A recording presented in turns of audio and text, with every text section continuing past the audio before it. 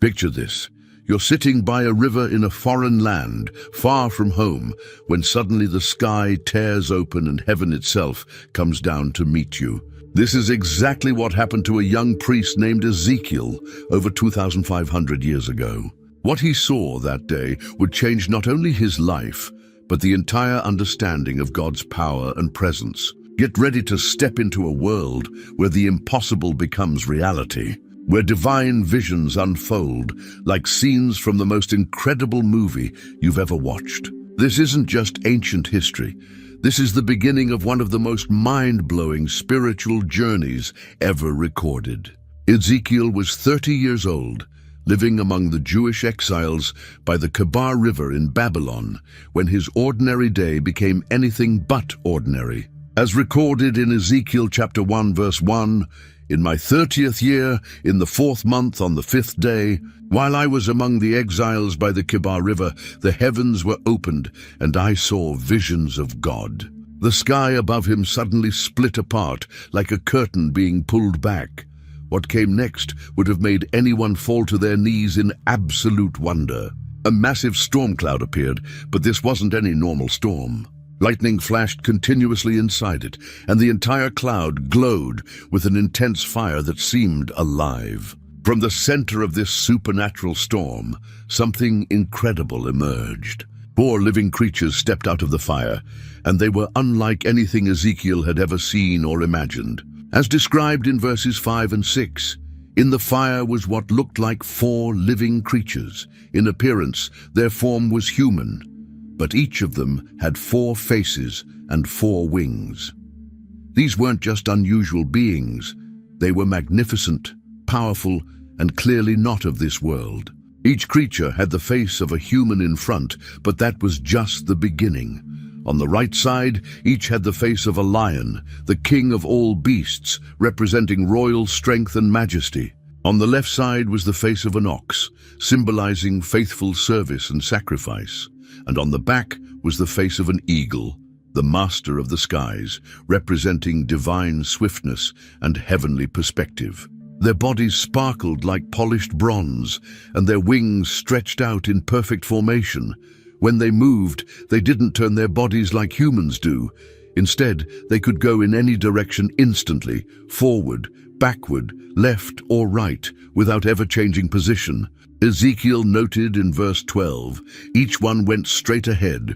Wherever the Spirit would go, they would go without turning as they went. But what made them truly extraordinary was what appeared beneath them. Each creature stood beside a wheel that touched the ground, but these wheels defied every law of physics Ezekiel knew. The wheels gleamed like precious stones, and each wheel had another wheel inside it, positioned at right angles. This meant they could roll in any direction without turning, just like the creatures above them. The rims of these wheels were covered with eyes. Not just a few eyes, but completely covered, as if the wheels themselves were alive and could see everything around them. When the creatures moved, the wheels moved with them. When the creatures rose from the ground, the wheels rose too. There was a perfect unity between them, as if they shared the same spirit and purpose. The sound they made was indescribable. Ezekiel wrote in verse 24, "When the creatures moved, I heard the sound of their wings, like the roar of rushing waters, like the voice of the Almighty, like the tumult of an army." It was the sound of pure power, of heaven itself in motion. Above these incredible beings was something that looked like a vast expanse, crystal clear and stretching out like a solid dome. The creature's wings touched this expanse, and beneath it, their wings were spread out toward each other.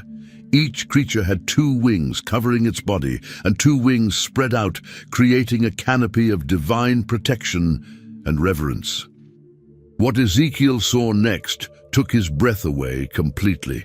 Above the crystal expanse was something that looked like a throne, and this wasn't just any throne. It appeared to be made of sapphire, the most precious and beautiful blue stone known to mankind. But the real wonder wasn't the throne itself, it was who sat upon it. Ezekiel chapter 1, verse 26 records, Above the vault over their heads was what looked like a throne of lapis lazuli, and high above on the throne was a figure like that of a man.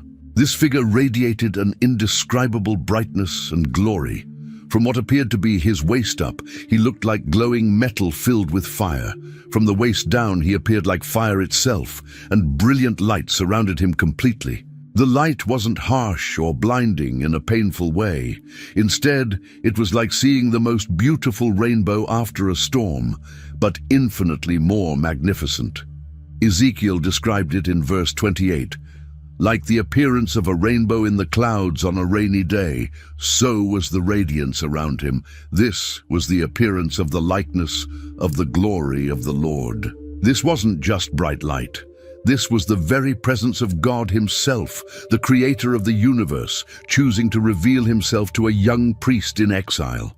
The glory that filled Solomon's temple, the presence that led Israel through the wilderness as a pillar of fire, was now appearing directly to Ezekiel in a vision that would change everything. While Ezekiel lay face down, trembling before this incredible vision, he heard a voice speaking to him. It was the voice of the one on the throne, and it carried authority unlike anything he had ever heard. But first, something amazing happened. The Spirit entered into him and set him on his feet, giving him the strength to stand before God's presence. The voice spoke with both tenderness and authority, calling him Son of Man, a title that emphasized his humanity in contrast to the divine glory before him. As recorded in Ezekiel chapter 2, verse 3, God said, "Son of man, I am sending you to the Israelites, to a rebellious nation that has rebelled against me. They and their ancestors have been in revolt against me to this very day." This wasn't going to be an easy assignment. God was completely honest about what Ezekiel would face. The people he was being sent to were described as obstinate and stubborn. They had hard hearts and faces set like flint against God's message. They were like thorns and briars, and Ezekiel would feel like he was living among scorpions. But God's commission continued with both warning and encouragement. In verses 6 and 7, the Lord said, "And you, Son of Man, do not be afraid of them or their words. Do not be afraid, though briars and thorns are all around you and you live among scorpions. Do not be afraid of what they say or be terrified by them, though they are a rebellious people. You must speak my words to them, whether they listen or fail to listen, for they are rebellious." This was perhaps the most challenging job description ever given. Ezekiel was being sent to people who had a track record of rejecting God's messengers, of hardening their hearts against truth, and of choosing their own way over God's way. They might listen, or they might not, but that wasn't Ezekiel's responsibility. His job was simply to deliver God's message faithfully, regardless of their response. The commission came with a clear understanding that success wouldn't be measured by how many people listened or changed their ways. Success would be measured by faithfulness to the message itself. God wasn't asking Ezekiel to be successful in human terms. He was asking him to be obedient. What happened next was unlike anything in recorded history. God presented Ezekiel with a scroll. But this wasn't an ordinary document. As described in Ezekiel chapter 2, verse 9, "Then I looked, and I saw a hand stretched out to me. In it was a scroll, which he unrolled before me." This scroll was covered with writing on both sides, which was unusual for ancient documents. Normally, writing appeared only on one side to preserve the precious material. But this scroll was completely filled with God's message. The content wasn't pleasant. It was words of lament and mourning and woe. Then came the most extraordinary command Ezekiel had ever received. In chapter 3, verse 1, God said, "Son of man, eat what is before you, eat this scroll, then go and speak to the people of Israel." This wasn't symbolic language. God was literally telling Ezekiel to eat the scroll containing his prophetic message. Without hesitation, Ezekiel obeyed this incredible command. He opened his mouth and ate the scroll that God gave him. What happened next was completely unexpected. Despite the scroll being filled with messages of judgment and sorrow, when Ezekiel ate it, it tasted as sweet as honey in his mouth. This amazing transformation revealed something profound about God's word. Even when the message contains difficult truths or warnings of judgment, there's something inherently sweet about receiving revelation from God. The bitterness of the message's content was overshadowed by the sweetness of divine communication itself. God explained the significance of this act in verse 4. He then said to me, "Son of man, go now to the people of Israel and speak my words to them." The scroll hadn't just been read by Ezekiel, it had become part of him. The message was now literally inside him, transformed from external words on a page to internal conviction and calling.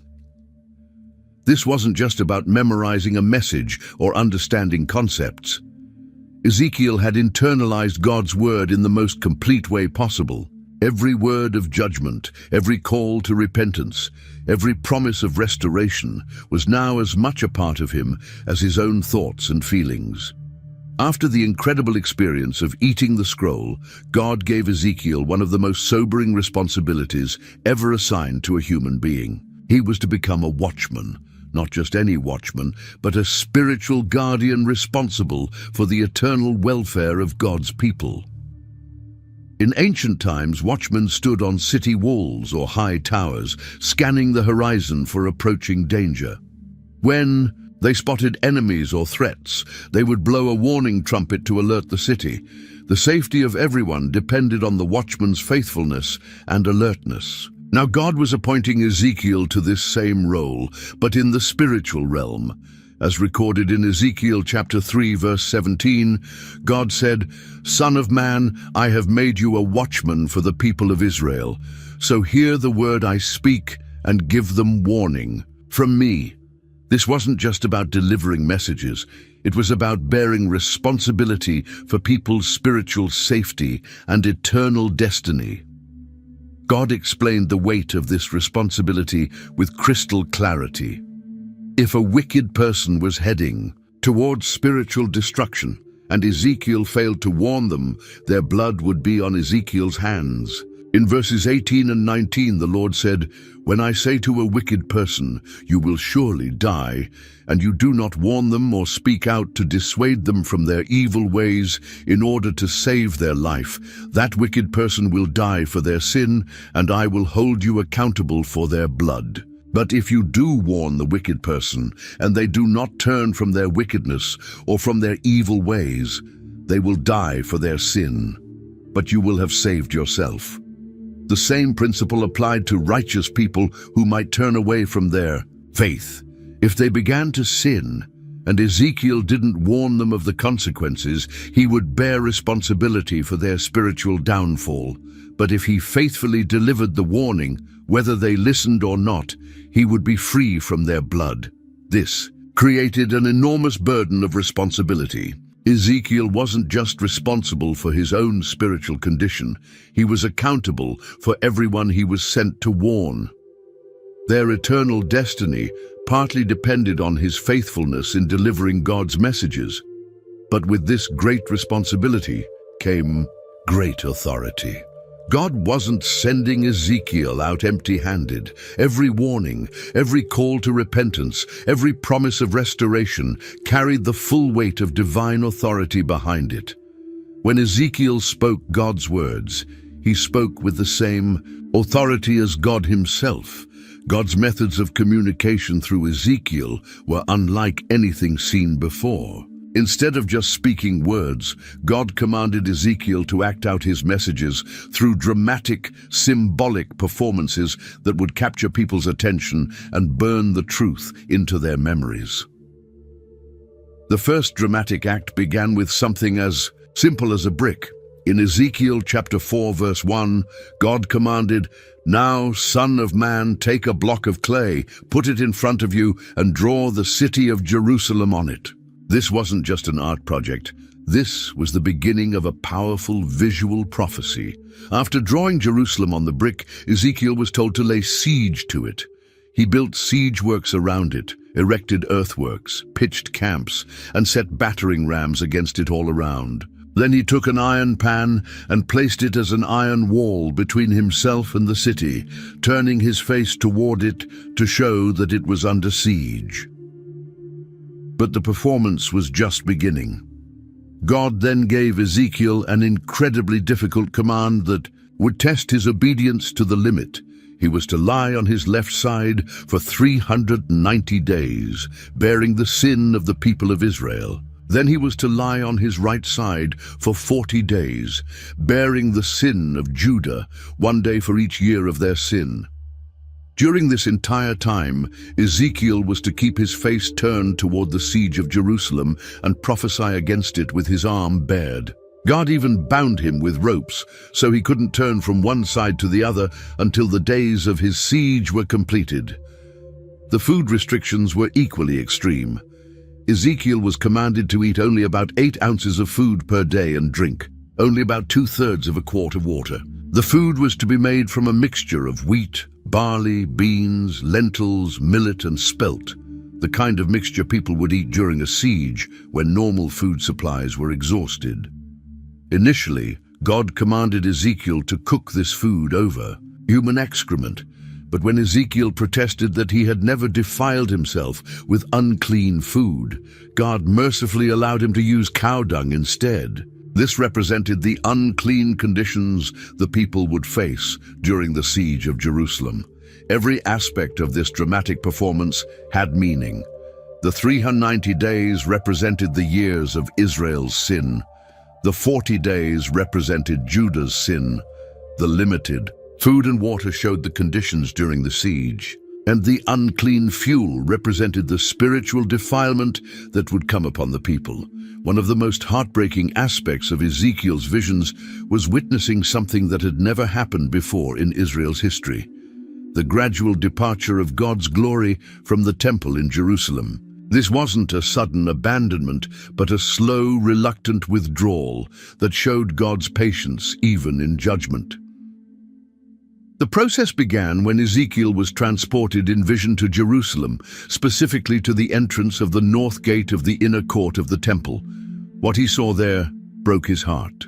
As recorded in Ezekiel chapter 8, verse 3, he stretched out what looked like a hand and took me by the hair of my head. The Spirit lifted me up between earth and heaven, and in visions of God he took me to Jerusalem. What Ezekiel witnessed in the temple was spiritual adultery of the worst kind. There was an idol at the entrance that provoked God to jealousy. Digging through a wall, he discovered a secret room where 70 elders of Israel were burning incense to carved images of detestable animals and creatures. At the entrance to the north gate, women were sitting and weeping for the false god Tammuz. In the inner court, 25 men had their backs turned to the temple of the Lord, worshipping the sun toward the east. The temple that was supposed to be the dwelling place of the Most High God had been turned into a center of pagan worship. The very leaders who should have been protecting the people's relationship with God were leading them into spiritual prostitution. It was in this context that God's glory began its slow departure. In chapter 9, verse 3, Ezekiel recorded, "Now the glory of the God of Israel went up from above the cherubim where it had been and moved to the threshold of the temple." This was the first movement. The glory that had rested above the ark of the covenant in the Holy of Holies moved to the doorway. The glory didn't leave immediately. It paused at the threshold as if reluctant to go, giving opportunity for repentance that never came.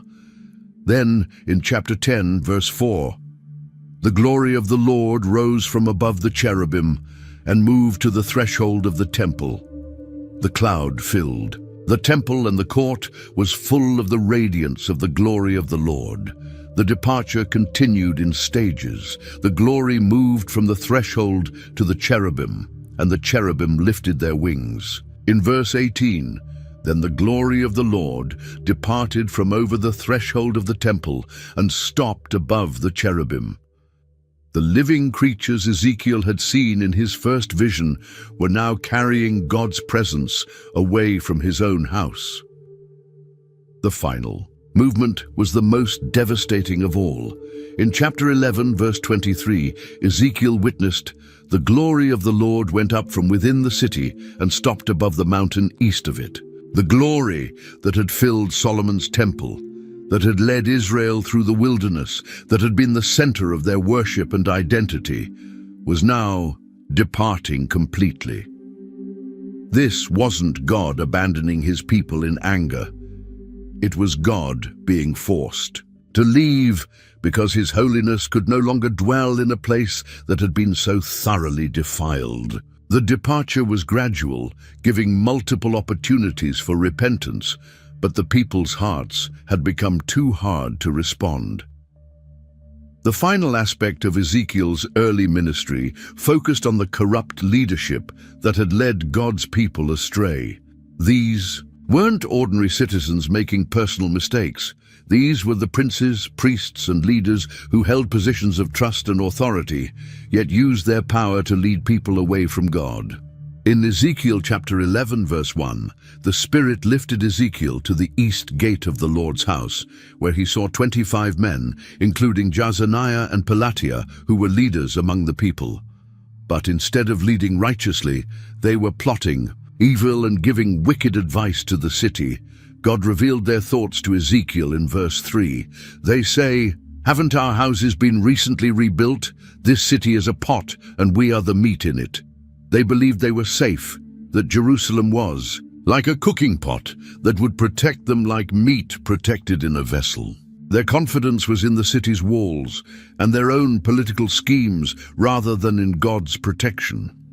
These leaders had convinced themselves and others that they could continue in their rebellion without consequences.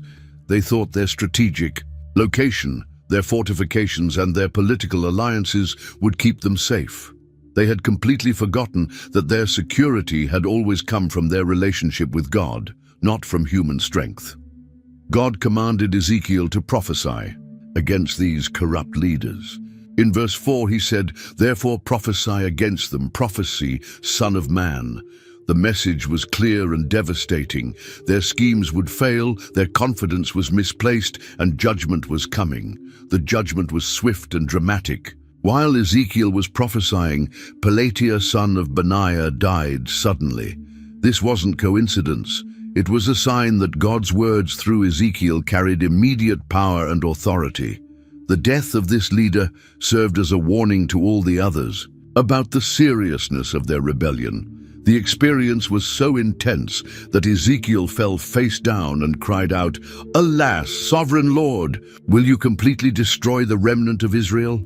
He was overwhelmed by the reality that God's judgments were not empty threats, but immediate realities. But even in judgment, God's heart of mercy was revealed. He explained that although he had scattered his people among the nations and countries, he himself would be a sanctuary for them in the countries where they had gone. The exile wasn't abandonment, it was discipline with a purpose. God promised restoration in verses 17 to 20. "I will gather you from the nations and bring you back from the countries where you have been scattered, and I will give you back the land of Israel again. They will return to it and remove all its vile images and detestable idols. I will give them an undivided heart and put a new spirit in them. I will remove from them their heart of stone and give them a heart of flesh. Then they will follow my decrees and be careful to keep my laws. They will be my people and I will be their God." The corrupt leaders had hearts of stone, but God promised to give his people hearts of flesh. Where there was division and rebellion, he would create unity and obedience. Where there was spiritual adultery, he would restore faithful relationship. The judgment on the leaders wasn't the end of the story. It was the beginning of a new chapter of restoration and hope. After the incredible visions and symbolic acts of his calling, God commanded Ezekiel to perform another dramatic prophecy that would shake the hearts of everyone who witnessed it. This wasn't going to be comfortable or easy. It was going to be a living picture of the horror that was coming to Jerusalem. In Ezekiel chapter 12, verse 3, God gave Ezekiel a command that seemed almost impossible. Therefore, Son of man, pack your belongings for exile, and in the daytime, as they watch, set out and go from where you are to another place. Perhaps they will understand, though they are a rebellious people. Ezekiel was to pack his bags like a refugee, preparing to flee his homeland. But this wasn't just any packing. These were the belongings of someone going into exile, the few precious items a person could carry when forced to leave everything behind forever. The people watching would immediately understand what this meant, because many of them had already experienced this nightmare. During the day, while everyone could see him clearly, Ezekiel gathered his meager possessions. He packed only what an exile could carry, the bare essentials for survival in a foreign land. No luxuries, no family treasures, no comfortable reminders of home, just the basics needed to stay alive. But the real drama came in the evening. As recorded in verse 4, during the daytime, while they watch, bring out your belongings packed for exile. Then in the evening, while they are watching, go out like those who go into exile. This wasn't just about packing. This was about acting out the actual moment of forced departure. When evening came, Ezekiel did something that made everyone's blood run cold. Instead of walking out through the door like a normal person, he dug through the wall of his house with his own hands. This represented people so desperate to escape that they would break through walls rather than use doors, trying to avoid capture by enemy soldiers. With his belongings on his shoulder, Ezekiel covered his face and went out through the hole he had made in the wall. The covered face showed the shame and grief of exile, people too heartbroken to look back at what they were losing, too afraid to see what lay ahead. The next morning, God explained the meaning of this powerful drama. In verse 10, he said, "Say to them, this is what the sovereign Lord says. This prophecy concerns the prince in Jerusalem and all the Israelites who are there." This wasn't just about ordinary people. This was about their leaders, including the king himself. Ezekiel was told to explain in verse 11, "Say to them, I am assigned to you. As I have done, so it will be done to them. They will go into exile as captives." Every action Ezekiel had performed would be experienced by the people in Jerusalem. The packing, the wall breaking, the covered faces, the desperate escape, it would all become their reality. The prophecy became even more specific regarding their leader. In verse 12, God revealed, "The prince among them will put his things on his shoulder at dusk and leave, and a hole will be dug in the wall for him to go through. He will cover his face so that he cannot see the land." Even the king would experience this humiliation, fleeing like a common refugee through a hole in the wall. But the most devastating part was yet to come. God declared in verse 13, "I will spread my net for him, and he will be caught in my snare. I will bring him to Babylonia, the land of the Chaldeans, but he will not see it, and there he will die." The king would be captured, blinded, and taken to Babylon, where he would die without ever seeing the land of his captivity. While Ezekiel was faithfully delivering God's true messages through dramatic demonstrations, Jerusalem was plagued by false prophets who were telling people exactly what they wanted to hear. These weren't just mistaken religious teachers. They were dangerous deceivers, leading people toward destruction with lies disguised as divine revelation. In Ezekiel chapter 13, verse 2, God commanded Ezekiel to take action against these frauds. "Son of man, prophesy against the prophets of Israel who are now prophesying. Say to those who prophesy out of their own imagination, hear the word of the Lord." These so-called prophets weren't receiving visions from God. They were making up messages from their own minds. God's condemnation was swift and fierce. In verse 3, he declared, "This is what the sovereign Lord says. Woe to the foolish prophets who follow their own spirit and have seen nothing. They claimed to have visions, but they had seen absolutely nothing from God. They were spiritual frauds, leading people astray with their own imaginations. These false prophets were compared to jackals among ruins in verse 4.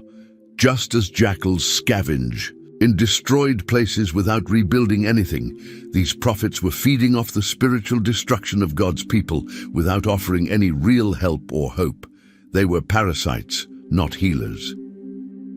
The most tragic part was their timing. In verse 5, God revealed their true nature.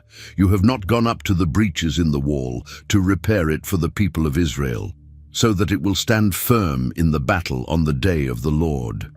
When God's people needed true spiritual leadership, most desperately, these false prophets were nowhere to be found. They offered no real strength, no genuine protection, no actual solution to the crisis. Instead, they spoke lies and claimed divine authority for their deceptions. Verse 6 exposed their method. Their visions are false, and their divinations a lie.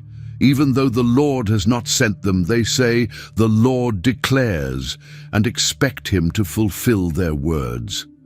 They were putting words in God's mouth that he had never spoken, then expecting him to make their lies come true. But the false prophecy problem wasn't limited to men. There were also women who were practicing a form of spiritual deception that was equally dangerous.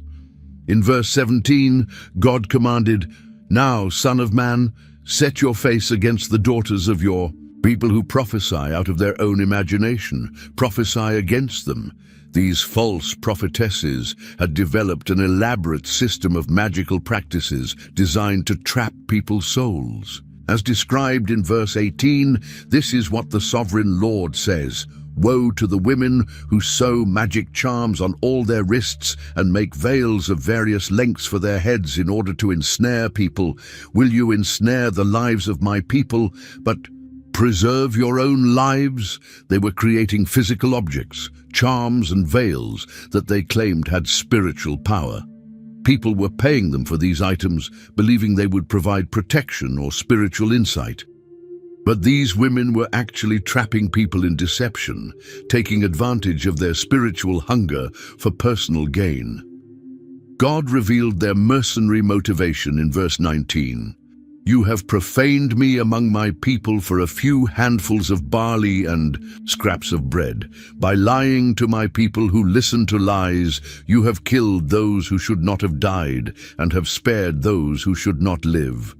They were selling false spiritual comfort to people heading toward judgment while failing. To warn those who truly needed to repent, the judgment against all these false spiritual leaders was absolute. In verse 20, God declared his intention to tear away their deceptive tools. Therefore, this is what the sovereign Lord says.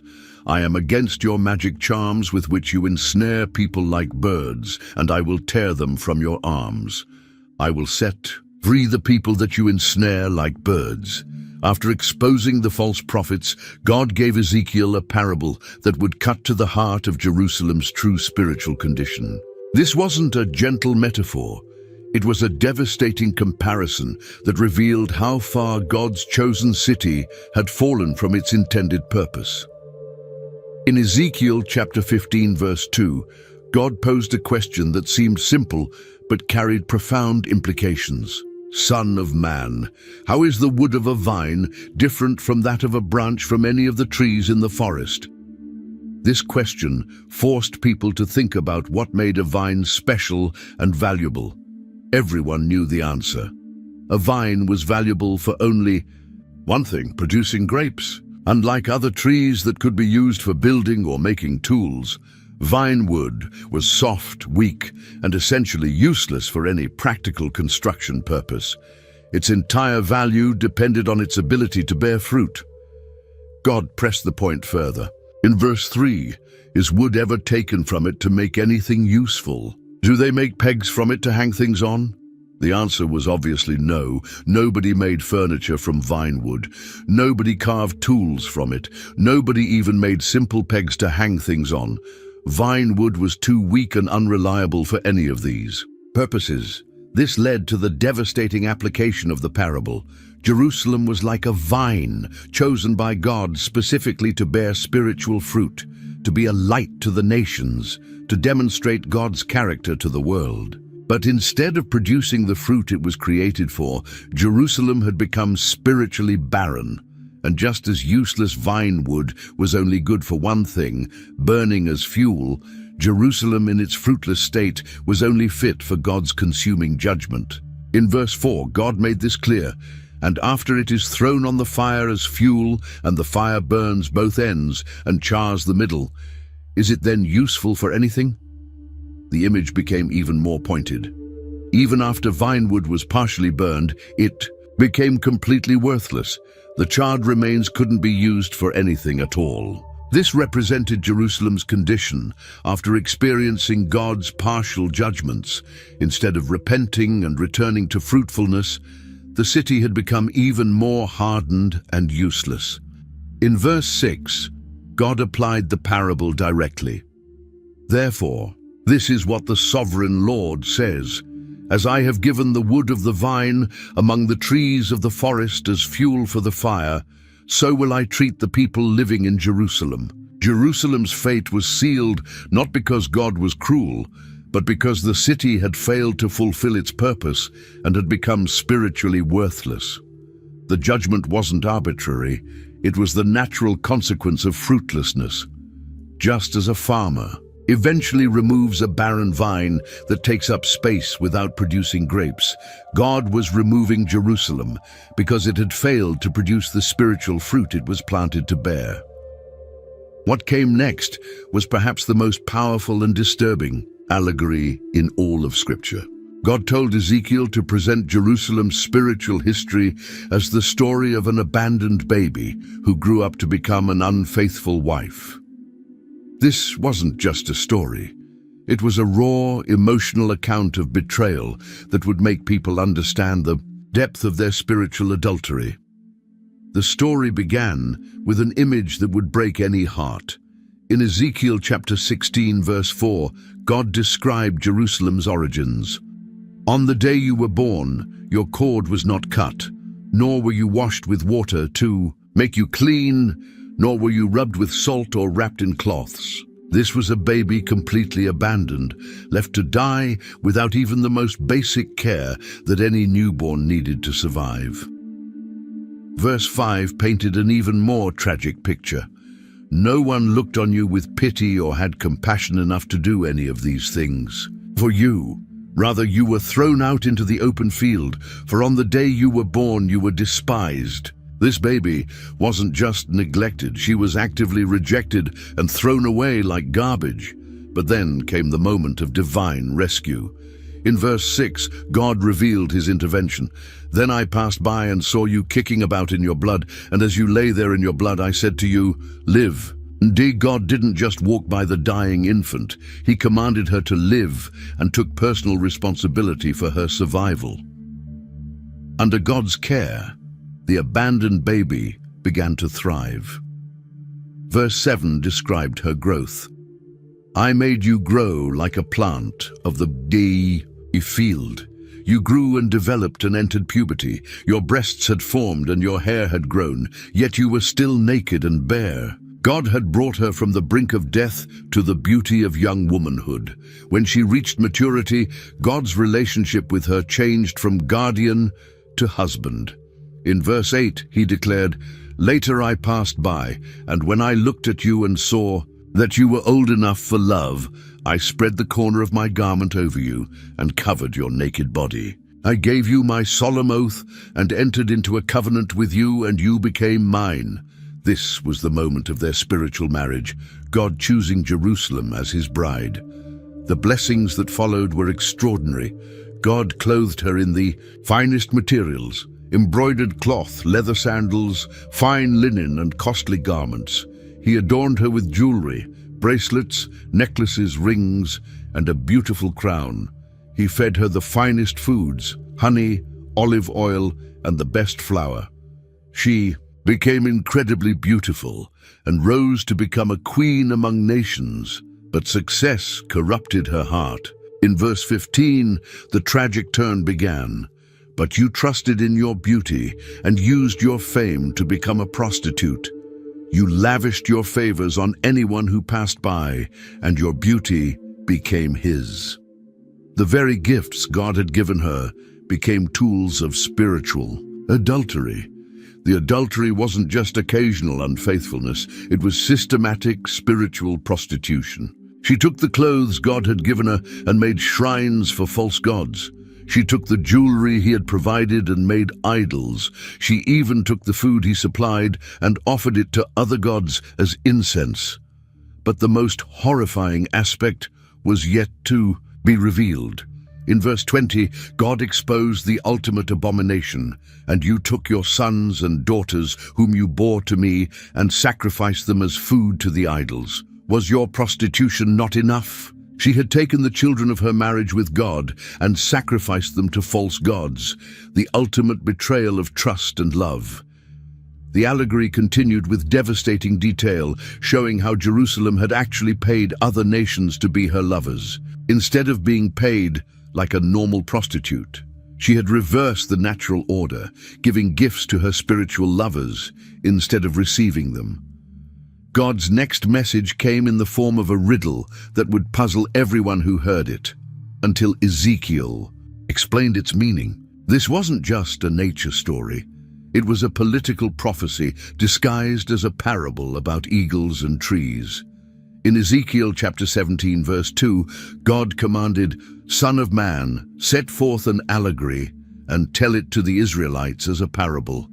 What followed was a story that seemed simple on the surface, but contained layers of meaning that would reveal the political drama happening around them. The riddle began with a great eagle in verse 3. "Say to them, this is what the sovereign Lord says. A great eagle with powerful wings, long feathers, and full plumage of varied colors came to Lebanon. Taking hold of the top of a cedar, he broke off its topmost shoot and carried it away to a land of merchants, where he planted it in a city of traders." This great eagle represented Nebuchadnezzar, the king of Babylon, with his powerful military might. The cedar tree was the royal house of Judah, and the topmost shoot was King Jehoiakim, whom Nebuchadnezzar had carried away to Babylon in the first deportation. But the eagle didn't just take, he also planted. Verse 5 continued the story. "He took one of the seedlings of the land and put it in fertile soil. He planted it like a willow by abundant water, and it sprouted and became a low, spreading vine." This seedling was Zedekiah, whom Nebuchadnezzar had placed on the throne as a puppet king. The arrangement seemed to be working well. The vine grew and spread, but it remained low and under the control of the eagle that had planted it. This represented the tributary relationship where Judah would remain a kingdom but under Babylonian authority. However, the story took a dramatic turn in verse 7. "But there was another eagle, a great one with powerful wings and a lot of feathers. The vine now turned its roots toward him from the plot where it was planted and stretched out its branches to him for water." This second eagle was Egypt, and the vine turning toward it represented King Zedekiah's decision to seek Egyptian help in rebelling against Babylon. The question posed in verse 9 revealed the foolishness of this decision. Will it thrive? Will it not be uprooted and stripped of its fruit so that it withers? All its new growth will wither. It will not take a strong arm or many people to pull it up by the roots. The vine that tried to serve two eagles would be destroyed by both. God then revealed his personal involvement in this political drama. In verse 16 he declared, "As surely as I live, declares the sovereign Lord, he shall die in Babylon, in the land of the king who put him on the throne, whose oath he despised and whose treaty he broke." Zedekiah's rebellion wasn't just against Nebuchadnezzar, it was against God himself, who had ordained the Babylonian king's authority. The judgment was swift and certain. Verse 20 proclaimed, "I will spread my net for him, and he will be caught in my snare. I will bring him to Babylon and execute judgment on him there, because he was unfaithful to me." God would personally ensure that the rebellious king faced justice for his oath-breaking and unfaithfulness. But the parable ended with hope. In verse 22, God promised, "This is what the sovereign Lord says. I myself will take a shoot from the very top of a cedar and plant it. I will break off a tender sprig from its topmost shoots and plant it on a high and lofty mountain." This represented God's promise to raise up a future king from David's line who would rule righteously. After delivering these harsh judgments against the nation as a whole, God revealed a principle that would revolutionize how people understood divine justice. This wasn't just about national consequences. It was about individual responsibility and the possibility of personal redemption, even in the midst of national judgment. The principle was introduced through a popular saying that people were using to excuse their situation. In Ezekiel chapter 18, verse 2, God addressed this excuse. "What do you people mean by quoting this proverb about the land of Israel?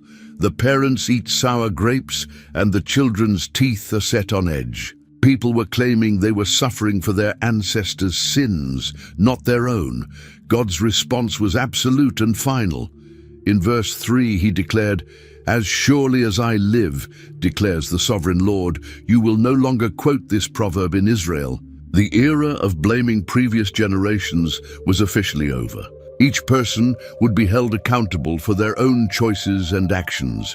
To illustrate this principle, God presented 3 generations of a family with different moral choices. The first generation was represented by a righteous man described. In verse 5, "Suppose there is a righteous man who does what is just and right." This man followed God's laws completely. He didn't worship idols, commit adultery, oppress others, or charge interest on loans. He fed the hungry, clothed the naked, and executed true justice. The verdict for this righteous man was clear in verse 9. "He follows my decrees and faithfully keeps my laws. That man is righteous. He will surely live, declares the sovereign Lord." His righteousness guaranteed his life and God's blessing. But then God presented the second generation, the son of this righteous man who chose a completely different path. In verse 10, the scenario changed. Suppose he has a violent son who sheds blood or does any of these other things. This son committed every sin his father had avoided: murder, adultery, oppression, robbery, and idolatry. The question was crucial. Would this wicked son be protected by his father's righteousness? God's answer was definitive in verse 13. "Will such a man live? He will not. Because he has done all these detestable things, he is to be put to death. His blood will be on his own head." Parental righteousness provided no protection for personal wickedness. The third generation completed the illustration. In verse 14, God presented another possibility. "But suppose this son has a son who sees all the sins his father commits, and though he sees them, he does not do such things." This grandson chose righteousness despite his father's terrible example. The grandson's fate was determined by his own choices, not his family history. Verse 17 declared, "He withholds his hand from mistreating the poor and takes no interest or profit from them. He keeps my laws and follows my decrees. He will not die for his father's sin. He will surely live." A wicked father couldn't condemn a righteous son any more than a righteous grandfather could save a wicked grandson. God summarized the principle with perfect clarity in verse 20. "The one who sins is the one who will die. The child will not share the guilt of the parent, nor will the parent share the guilt of the child. The righteousness of the righteous will be credited to them, and the wickedness of the wicked will be charged against them." But the most amazing part was the possibility of personal transformation. In verse 21, God revealed that even the most wicked person could change their destiny. But if a wicked person turns away from all the sins they have committed and keeps all my decrees and does what is just and right, That person will surely live. They will not die. Past sins didn't have to determine future fate.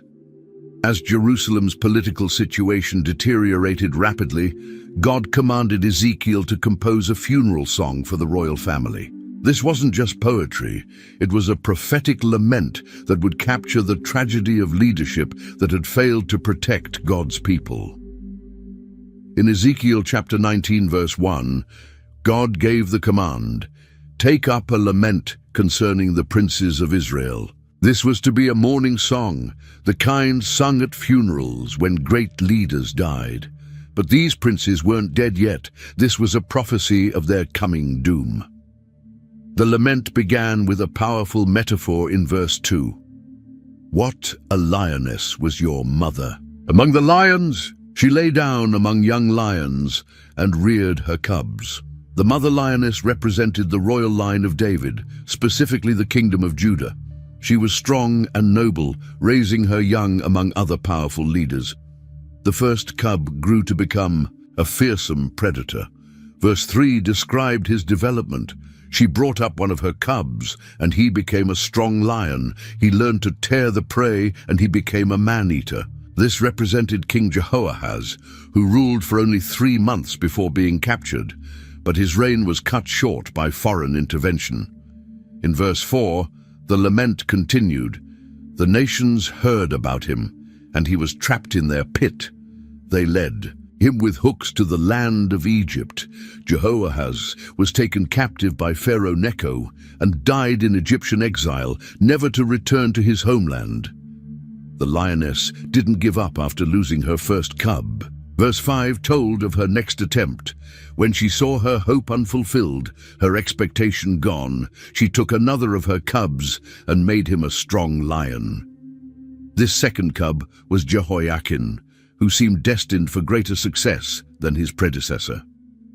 This second lion also became powerful and dangerous. Verse 6 described his reign. He prowled among the lions, for he had become a strong lion. He learned to tear the prey, and he became a man-eater. Like his predecessor, he ruled with violence and oppression, devouring his own people. His destructive behavior extended beyond just personal violence. Verse 7 revealed the scope of his damage. He broke down their strongholds and devastated their towns. The land and all who were in it were terrified by his roaring.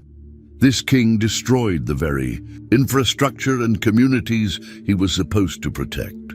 But his fate was even worse than the first cubs. In verse 8, the lament described his capture. Then the nations came against him, those from regions round about. They spread their net for him, and he was trapped in their pit. Unlike the first king who was taken by one nation, this one faced a coalition of enemies. The end was swift and final. Verse 9 completed his story. With hooks they pulled him into a cage and brought him to the king of Babylon. They put him in prison, so his roar was heard no longer on the mountains of Israel. Jehoiakim was taken to Babylon in chains, and his voice of authority was silenced forever. The lament then shifted metaphors, comparing the royal line to a vine that had once been fruitful and strong. Verse 10 painted a picture of former glory. Your mother was like a vine in your vineyard planted by the water. It was fruitful and full of branches because of abundant water. This represented the kingdom during its prosperous years, but success led to pride and destruction. Verse 12 described the catastrophe, but it was uprooted in fury and thrown to the ground. The east wind made it shrivel. It was stripped of its fruit. Its strong branches withered and fire consumed them. The east wind represented the Babylonian invasion that would destroy everything. The final image was one of complete desolation. Verse 13 concluded the lament. Now it is planted in the desert, in a dry and thirsty land. The royal vine that had once flourished by abundant water was now withering in exile, far from the source of its strength and life. For the final symbolic act in this section, God gave Ezekiel one of the most vivid and disturbing metaphors yet. Jerusalem wasn't just a city under siege. It was like a cooking pot that had become so corroded and filthy that it could never be cleaned again. The prophecy came with a specific date in Ezekiel chapter 24, verse 1. In the 9th year, in the 10th month on the 10th day, the word of the Lord came to me. This wasn't just any day. This was the exact day that Nebuchadnezzar began his final siege of Jerusalem. While the attack was starting hundreds of miles away, God was revealing it to Ezekiel in real time. God commanded Ezekiel to record this. Date in verse 2. Son of man, record this date, this very date, because the king of Babylon has laid siege to Jerusalem this very day. This prophecy would serve as proof that God knew exactly what was happening and when. The metaphor began simply enough in verse 3. Tell this rebellious people a parable and say to them, this is what the sovereign Lord says. Put on the cooking pot. Put it on and pour water into it. At first, this seemed like normal cooking preparation, but as the instructions continued, the true meaning became clear. Verse 4 revealed what was going into the pot. Put into it the pieces of meat, all, the choice pieces, the leg and the shoulder. Fill it with the best of these bones. The meat represented the people of Jerusalem, and the best pieces represented the nobility and leadership. The cooking process began in verse 5. Take the pick of the flock, pile wood beneath it for the bones, bring it to a boil and cook the bones in it.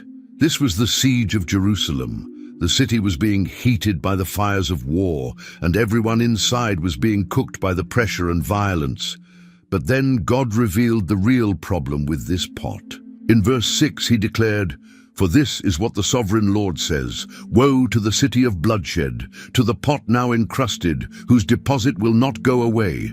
Take the meat out piece by piece in whatever order it comes. The pot was corroded with rust and deposits that couldn't be cleaned.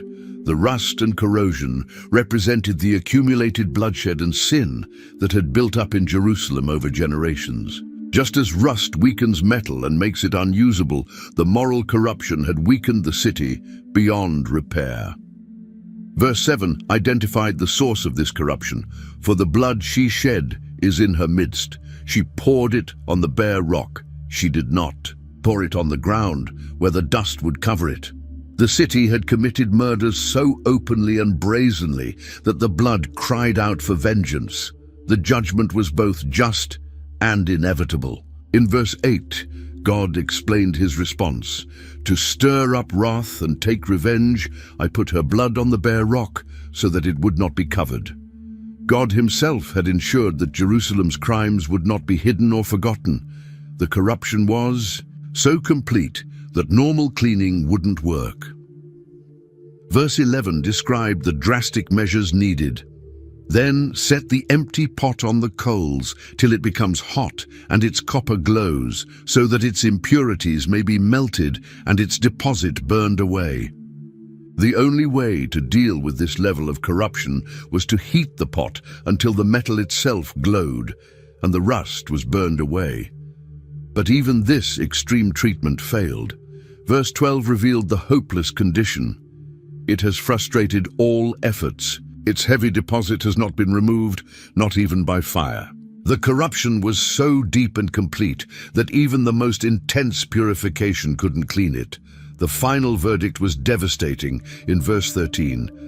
Now your impurity is lewdness, because I tried to cleanse you, but you would not be cleansed from. Your impurity you will not be clean again until my wrath against you has subsided. The pot was beyond redemption and would have to be completely destroyed. After delivering devastating prophecies against Jerusalem, God's attention turned to the nations surrounding Israel. These weren't random judgments against distant peoples. They were targeted pronouncements against specific neighbors who had celebrated Jerusalem's downfall and taken advantage of God's people in their darkest hour. The first nation to face judgment was Ammon, located east of the Jordan River. In Ezekiel chapter 25, verse 2, God commanded, "Son of man, set your face against the Ammonites and prophesy against them." The Ammonites were descendants of Lot, making them distant relatives of Israel, but they had shown no family loyalty when Jerusalem fell. Their crime was revealed in verse 3. "Say to them, hear the word of the sovereign Lord. This is what the sovereign Lord says.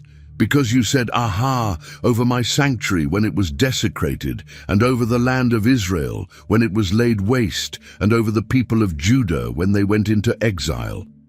The Ammonites had actually celebrated when God's temple was destroyed and his people were dragged away in chains.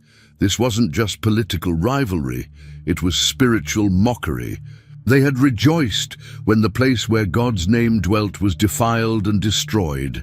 Their aha was a cry of triumph over what they saw as the defeat of Israel's God, not just Israel's army.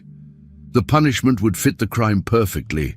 In verse 4, God declared, "Therefore I'm going to give you to the people of the east as a possession. They will set up their camps and pitch their tents among you.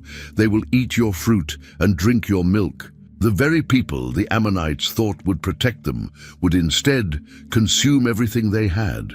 Their capital city would become a pasture for animals. In verse 5, "I will turn Rabbah into a pasture for camels, and Ammon into a resting place for sheep. Then you will know that I am the Lord." The city where they had celebrated Israel's destruction would become grazing land for wandering herds. Next came Moab, another descendant nation of Lot. Their sin was different but equally serious. In verse 8, God revealed their offense. "This is what the sovereign Lord says, because Moab and Seir said, 'Look, Judah has become like all the other nations.'" Moab had denied the uniqueness of God's relationship with his people, claiming Judah was no different from any pagan nation. This was a direct attack on God's character and covenant faithfulness. By saying Judah was just like other nations, Moab was essentially claiming that the God of Israel was powerless and no different from the false gods of other peoples. The judgment against Moab would expose the flank of their country in verse 9. "Therefore I will expose the flank of Moab, beginning at its frontier towns, Beth-Jeshimoth, Baal-Meon, and Kiriathaim, the glory of that land." Their strongest defensive positions would be stripped away, leaving them vulnerable to invasion. Edom's judgment was perhaps the most personal of all. These were the descendants of Esau, Jacob's twin brother, making them the closest blood relatives Israel had among the nations. But their behavior during Jerusalem's crisis had been absolutely brutal. Their crime was revealed in verse 12. "This is what the sovereign Lord says, because Edom took revenge on Judah and became very guilty by doing so." When Judah was already suffering under Babylonian attack, Edom had taken the opportunity to settle old scores and inflict additional damage on their wounded relatives. This wasn't just opportunistic raiding, it was calculated revenge that showed a deep hatred that had been festering for generations. They had waited for their moment of weakness and then struck with vicious cruelty. God's response would be equally personal and devastating. In verse 13 he declared, "Therefore this is what the sovereign Lord says, I will stretch out my hand against Edom and kill both man and beast. I will lay it waste, and from Teman to Dedan they will fall by the sword." The entire nation would be devastated from north to south. But the most shocking aspect of Edom's punishment was who would carry it out. Verse 14 revealed, "I will take vengeance on Edom by the hand of my people Israel, and they will deal with Edom in accordance with my anger and my wrath. They will know my vengeance, declares the sovereign Lord." Israel themselves would eventually be God's instrument of revenge against their treacherous relatives. The final neighbor to face judgment was the Philistines, the ancient enemies who lived along the Mediterranean coast. Their crime was described in verse 15. This is what the sovereign Lord says, because the Philistines acted in vengeance and took revenge with malice in their hearts, and with ancient hostility sought to destroy Judah. Like Edom, they had used Judah's weakness as an opportunity to settle ancient grudges. The phrase ancient hostility pointed to centuries of conflict between these peoples. From the days of Samson and David, the Philistines had been persistent enemies of God's people. Now they thought they saw their chance to finish what they had started long ago, but their celebration would be short-lived. In verse 16, God pronounced their doom. Therefore, this is what the sovereign Lord says, I am about to stretch out my hand against the Philistines, and I will wipe out the Kerethites and destroy those remaining along the coast. The coastal cities that had been centers of Philistine power for centuries would be completely eliminated. Among all the nations that would face God's judgment, none was more powerful or prestigious than Tyre. This wasn't just another city-state. Tyre was the crown jewel of ancient commerce, a maritime empire that controlled trade routes across the Mediterranean Sea and had grown fabulously wealthy from its strategic position. The prophecy against Tyre began with the same attitude that had condemned the other nations. In Ezekiel chapter 26, verse 2, God revealed their response to Jerusalem's fall. Son of man, because Tyre has said of Jerusalem, Aha, the gate to the nations is broken, and its doors have swung open to me. Now that she lies in ruins, I will prosper. And Tyre saw Jerusalem's destruction as a business opportunity. Jerusalem had been a major commercial center, controlling important trade routes between Africa, Asia, and Europe. With Jerusalem out of the way, Tyre expected to capture all that lost business and become even richer. They were celebrating the death of a competitor rather than mourning the suffering of fellow human beings. This mercenary attitude toward human tragedy would bring divine judgment unlike anything the ancient world had ever seen. In verse 3, God declared, Therefore this is what the sovereign Lord says, I am against you, Tyre, and I will bring many nations against you, like the sea casting up its waves. The metaphor of waves was particularly appropriate for Tyre, since the city was built partly on an island and partly on the mainland coast. Just as relentless waves eventually wear down the strongest rock, wave after wave of enemy armies would crash against Tyre until nothing remained. The first wave would be the most devastating. In verse 7, God identified the primary attacker. For this is what the sovereign Lord says. From the north I am going to bring against Tyre Nebuchadnezzar, king of Babylon, king of kings, with horses and chariots, with horsemen and a great army. The same Babylonian army that destroyed Jerusalem would turn its attention to Tyre. Nebuchadnezzar's siege methods were described in terrifying detail in verse 8. He will ravage your settlements on the mainland with the sword. He will set up siege works against you, build a ramp up to your walls and raise his shields against you. The mainland portion of Tyre would fall first, providing a base for attacking the island fortress.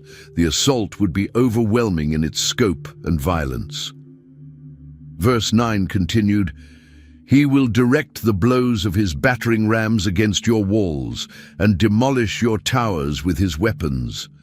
The famous walls of Tyre, which had protected the city for centuries, would crumble under the relentless Babylonian attack. The aftermath would be even more devastating than the battle itself. In verse 10, God described the occupation. His horses will be so many that they will cover you with dust. Your walls will tremble at the noise of the war horses, wagons and chariots when he enters your gates, as men enter a city whose walls have been broken through. The complete destruction was described in verse 12. They will plunder your wealth and loot your merchandise. They will break down your walls and demolish your fine houses and throw your stones, timber, and rubble into the sea. Everything that had made Tyre great, its buildings, its wealth, its very foundations, would be cast into the waters. The final image was one of absolute desolation. In verse 14, God declared, I will make you a bare rock, and you will become a place to spread fish nets. You will never be rebuilt, for I, the Lord, have spoken, declares the sovereign Lord. The mighty commercial empire would be reduced to a bare rock where fishermen dried their nets. But Tyre's fall would have implications far beyond the city itself. The economic shockwaves would be felt throughout the ancient world. In verse 15, God revealed the broader impact. This is what the sovereign Lord says to Tyre. Will not the coastlands tremble at the sound of your fall, when the wounded groan, and the slaughter takes place in you?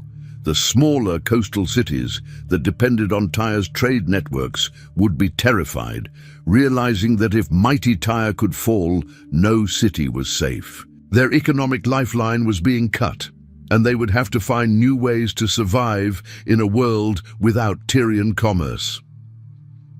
The princes of the sea, the rulers of other maritime cities, would perform elaborate mourning rituals. Verse 16 described their response.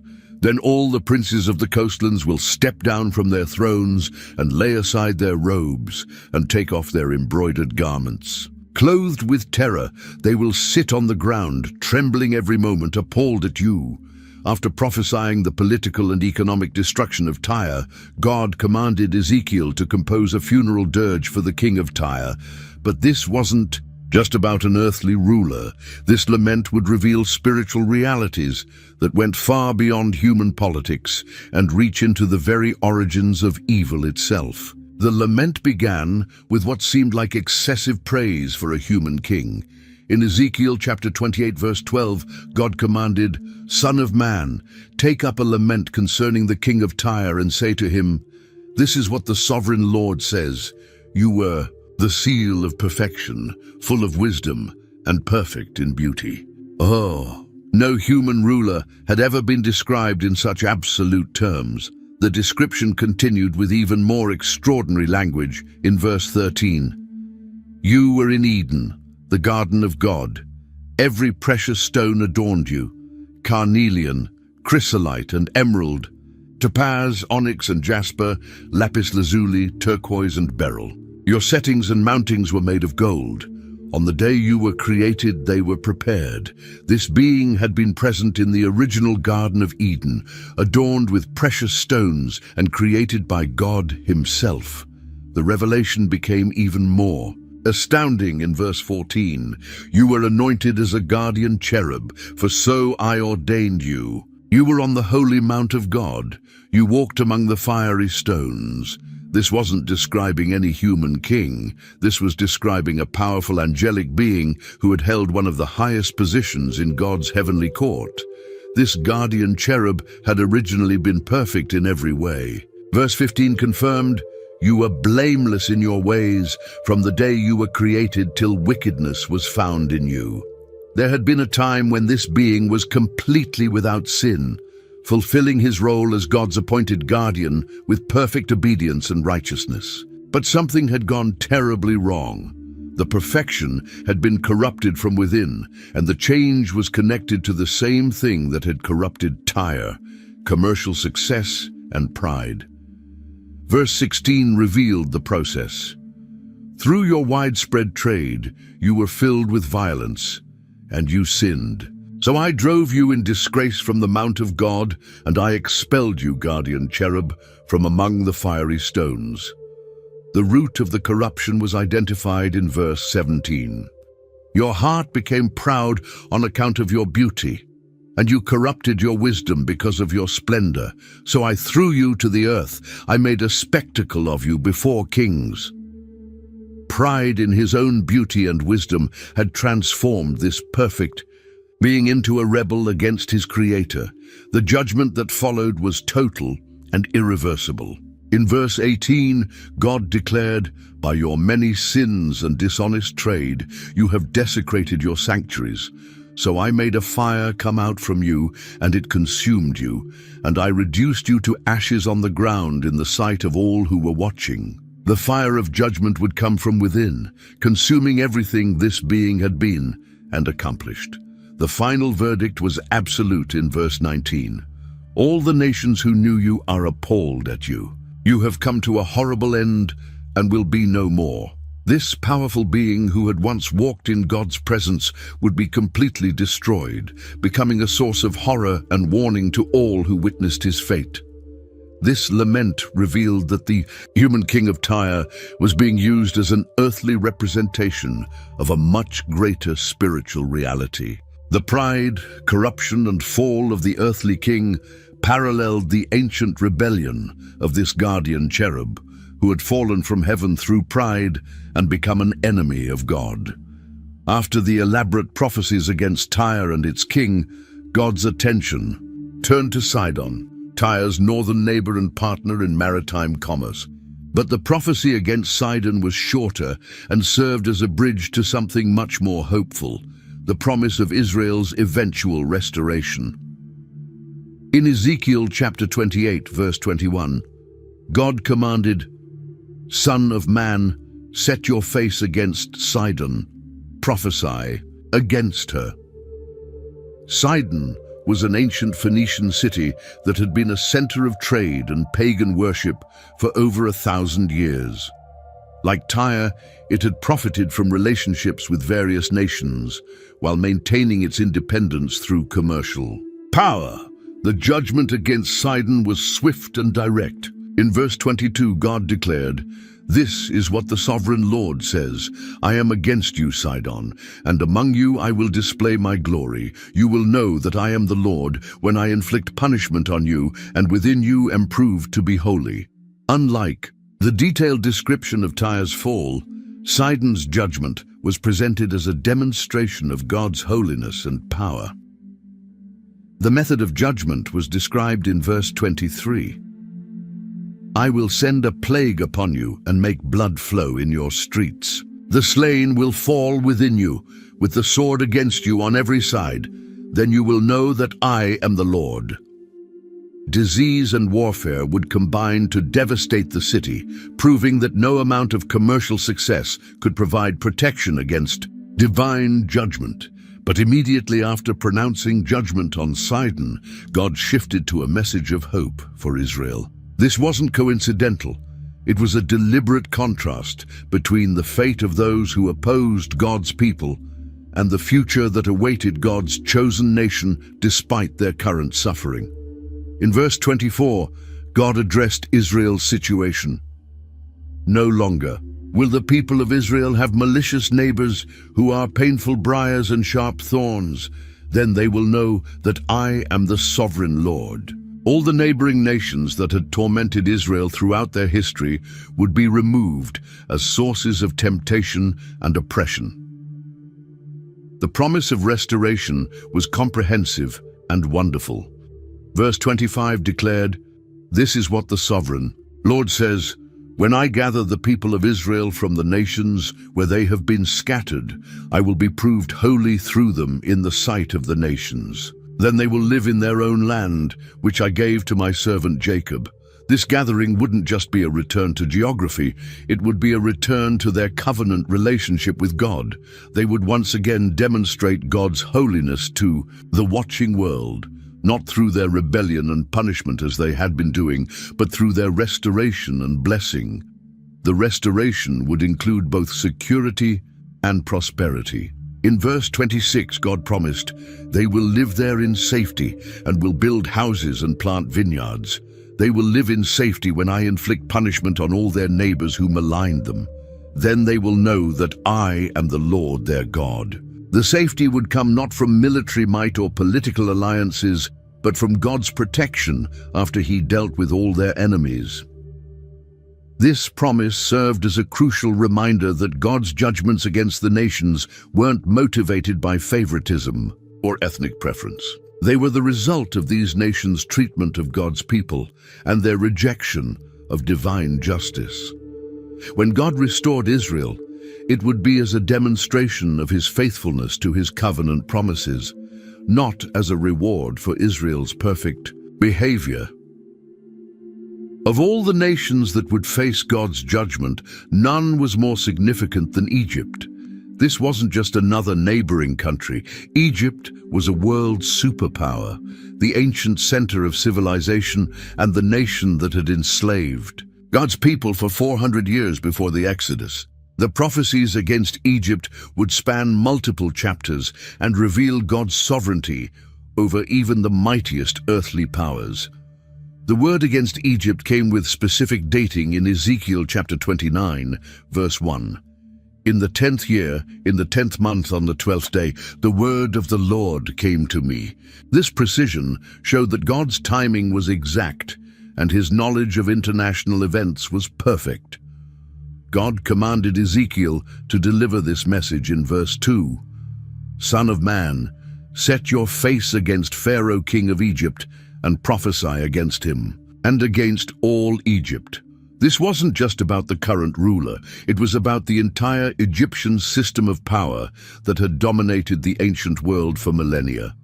Egypt's primary sin was arrogance and self-deification. In verse 3, God revealed Pharaoh's attitude. Speak to him and say, "This is what the sovereign Lord says. I am against you, Pharaoh, king of Egypt, you great monster lying among your streams. You say, the Nile belongs to me. I made it for myself." Pharaoh claimed ownership and creation of the very river that gave Egypt life. This wasn't just political pride, it was religious blasphemy. By claiming to have made the Nile, Pharaoh was asserting divine power and denying God's role as creator. The Nile was Egypt's lifeline, and Pharaoh was claiming credit for the miraculous annual flood that made Egyptian civilization possible.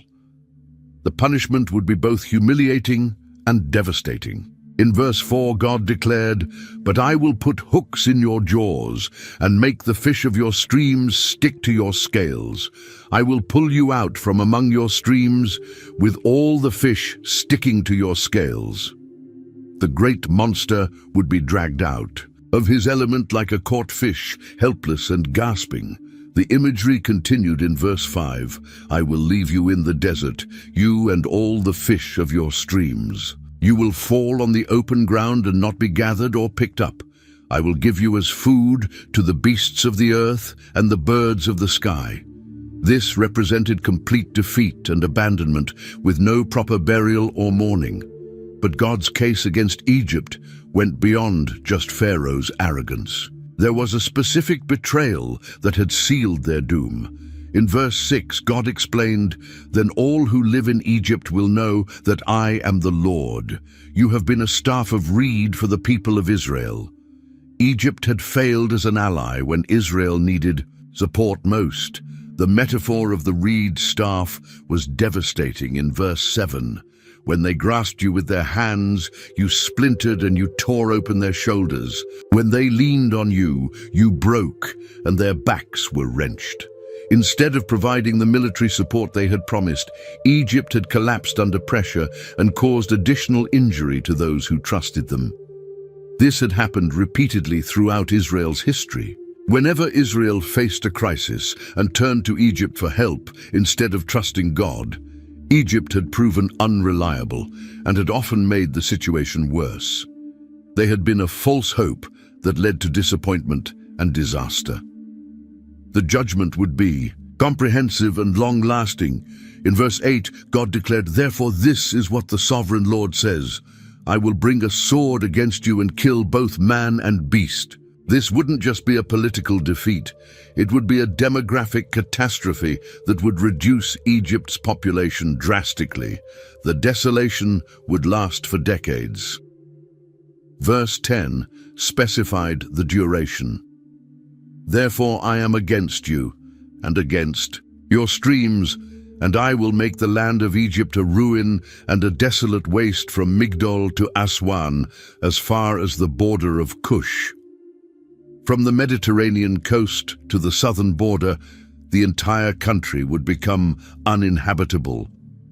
The most shocking aspect was the complete depopulation described in verse 11.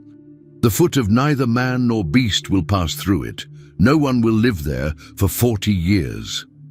For an entire generation, Egypt would be as empty as a desert, with no human or animal life surviving in what had been one of the most densely populated regions on earth. But like the other judgments, this one had a redemptive purpose. After 40 years of desolation, God would restore Egypt, though not to its former glory. Verse 13 promised, "Yet this is what the sovereign Lord says. At the end of 40 years, I will gather the Egyptians from the nations where they were scattered." Even God's enemies would eventually experience mercy and restoration. 2 years after the first prophecy against Egypt, God gave Ezekiel another vision that portrayed Pharaoh in an even more dramatic and terrifying way. This time, the Egyptian ruler wasn't just a reed or a monster. He was depicted as a massive crocodile that terrorized the waters, but would ultimately be trapped and destroyed. The second prophecy came with its own date in Ezekiel chapter 32, verse 1. "In the 12th year, in the 12th month, on the first day, the word of the Lord came to me." This was near the end of Ezekiel's prophetic ministry, showing that God's attention to Egypt's fate continued throughout the entire period of Jerusalem's crisis. The new metaphor was introduced in verse 2. "Son of man, take up a lament concerning Pharaoh, king of Egypt, and say to him, you are like a lion among the nations. You are like a monster in the seas, thrashing about in your streams, churning the water with your feet and muddying the streams." Pharaoh saw himself as a noble lion, but God saw him as a destructive sea monster. The crocodile imagery was particularly appropriate for Egypt, since the Nile was famous for its dangerous crocodiles that could kill unwary travelers or animals that came to drink. Pharaoh was like the largest and most dangerous of these predators, dominating his territory through fear and violence. But this great predator would face a hunter far more powerful than himself. In verse 3, God declared, "This is what the sovereign Lord says, with a great throng of people I will cast my net over you, and they will haul you up in my net." The image was of fishermen working together to catch a creature too large for any individual to handle. The capture would be both public and humiliating. Verse 4 continued, "I will throw you on the land and hurl you on the open field. I will let all the birds of the sky settle on you, and all the animals of the wild gorge themselves on you." The mighty river predator would become carrion for scavengers. The scale of destruction would be unprecedented. In verse 5, God revealed, "I will spread your flesh on the mountains and fill the valleys with your remains." This hyperbolic language emphasized that Pharaoh's downfall would affect the entire landscape of Egypt and surrounding regions. The blood imagery became even more intense in verse 6. "I will drench the land with your flowing blood all the way to the mountains, and the ravines will be filled with your flesh." This represented not just Pharaoh's death, but the deaths of all his armies and supporters in a massive military catastrophe. Even the heavens would be affected by this earthly judgment.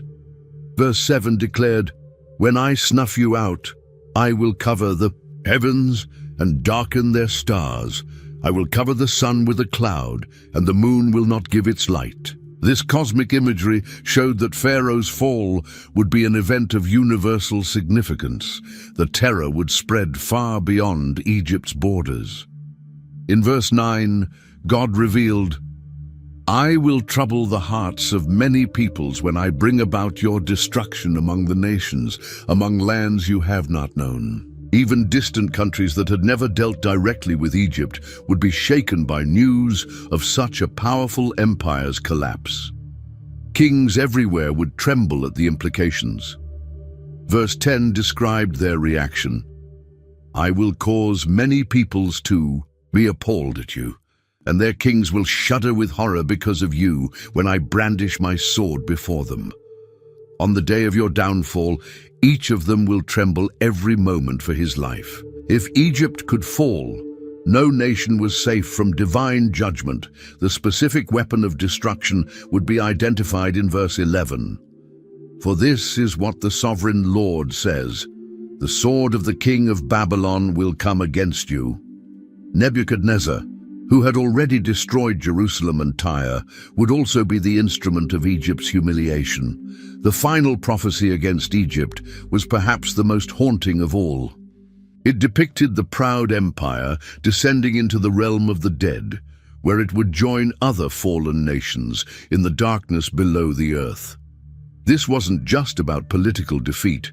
It was about eternal consequences and the fate of all earthly powers that defy God. This ultimate prophecy came 2 weeks after the previous one, as recorded in Ezekiel chapter 32, verse 17. In the 12th year, on the 15th day of the month, the word of the Lord came to me. The rapid succession of these prophecies showed the urgency and intensity of God's judgment against Egypt. God commanded Ezekiel to perform a funeral ritual in verse 18. Son of man, wail for the hordes of Egypt, and consign to the earth below, both her and the daughters of the mighty nations, along with those who go down to the pit. This was a burial ceremony for a nation that wasn't dead yet, prophetically sealing their doom. The descent to Sheol was described in verse 19. Do you surpass others in beauty? Go down and be laid among the uncircumcised. Egypt's pride in its beauty and civilization would count for nothing in the realm of death, where all earthly distinctions disappeared. In the underworld, Egypt would encounter other fallen powers. Verse 22 revealed the first group. Assyria is there with her whole army. She is surrounded by the graves of all her slain, all who have fallen by the sword. The mighty Assyrian Empire, which had once terrorized the ancient world, was already waiting in the darkness. Each fallen nation was described with the same refrain about their former power and present humiliation.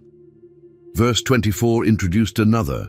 Elam is there, with all her hordes around her grave. All of them are slain, fallen by the sword.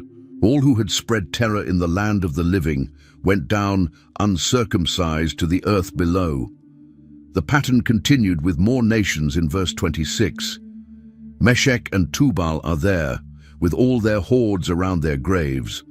All of them are uncircumcised, killed by the sword because they spread their terror in the land of the living. Each empire that had once inspired fear was now itself terrified and defeated. Even the ancient warriors of old were present. Verse 27 described them.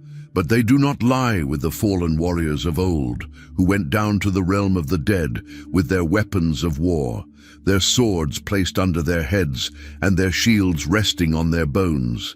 Though these warriors also had terrorized the land of the living, there were different levels even in the realm of death. The prophecy became personal for Egypt's allies in verse 29. Edom is there, her kings and all her princes. Despite their power, they are laid with those killed by the sword. They lie with the uncircumcised, with those who go down to the pit. Egypt would be joined by nations that had trusted in their alliance with her. The final group mentioned was particularly relevant in verse 30. All the princes of the north and all the Sidonians are there. They went down with the slain in disgrace, despite the terror caused by their power. They lie uncircumcised with those killed by the sword, and bear their shame with those who go down to the pit. Even Egypt's commercial partners would share her fate. When Pharaoh arrived in this realm of the dead, he would find a strange comfort in discovering he wasn't alone. Verse 31 revealed his reaction. Pharaoh, he and all his army, will see them, and he will be consoled for all his hordes that were killed by the sword, declares the sovereign Lord. His consolation would come from realizing that all earthly powers eventually faced the same end. The final verdict sealed Egypt's doom in verse 32. Although I had him spread terror in the land of the living, Pharaoh and all his hordes will be laid among the uncircumcised with those killed by the sword, declares the sovereign Lord. The empire that had terrorized others would itself become a source of terror through its spectacular fall. The vision of Sheol that concluded the prophecies against Egypt wasn't just about one nation's fate.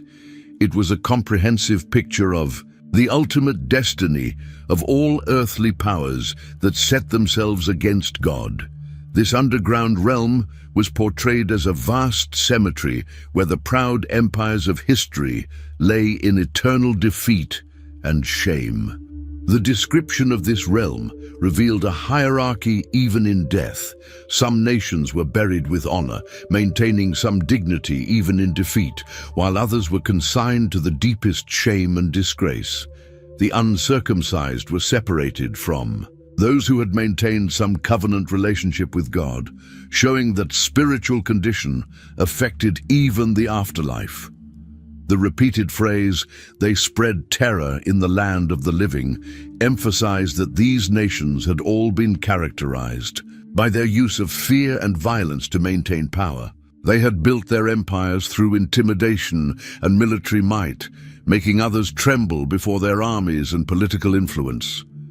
But in death, the tables were completely turned. Those who had caused terror were now themselves terrorized. Those who had made others tremble were now trembling. The very power they had used to dominate others had become the source of their eternal humiliation. The image of weapons buried with some warriors, but not others, suggested that there were different types of military honor. Some had fought with a code of conduct that earned them a measure of respect even from their enemies, while others had been so brutal and dishonorable that they deserved no recognition even in death. The presence of kings, princes, and entire armies in this realm showed that no level of earthly authority provided protection from divine judgment. Royal blood, political alliances, military might, and economic power all proved useless when faced with the consequences of defying the creator of the universe. The mention of specific nations, Assyria, Elam, Meshech, Tubal, Edom, and Sidon, created a comprehensive survey of the ancient world's power centers. Each had dominated their region for a time, inspiring fear and commanding respect, but all had ultimately fallen to the same fate that awaited Egypt. This vision served as both warning and comfort. It was a warning to any nation or ruler who thought they could defy God without consequences, showing that even the mightiest earthly powers were temporary and vulnerable. But it was also comfort to God's people, showing that their oppressors would eventually face justice and that no enemy of God's people would escape accountability forever.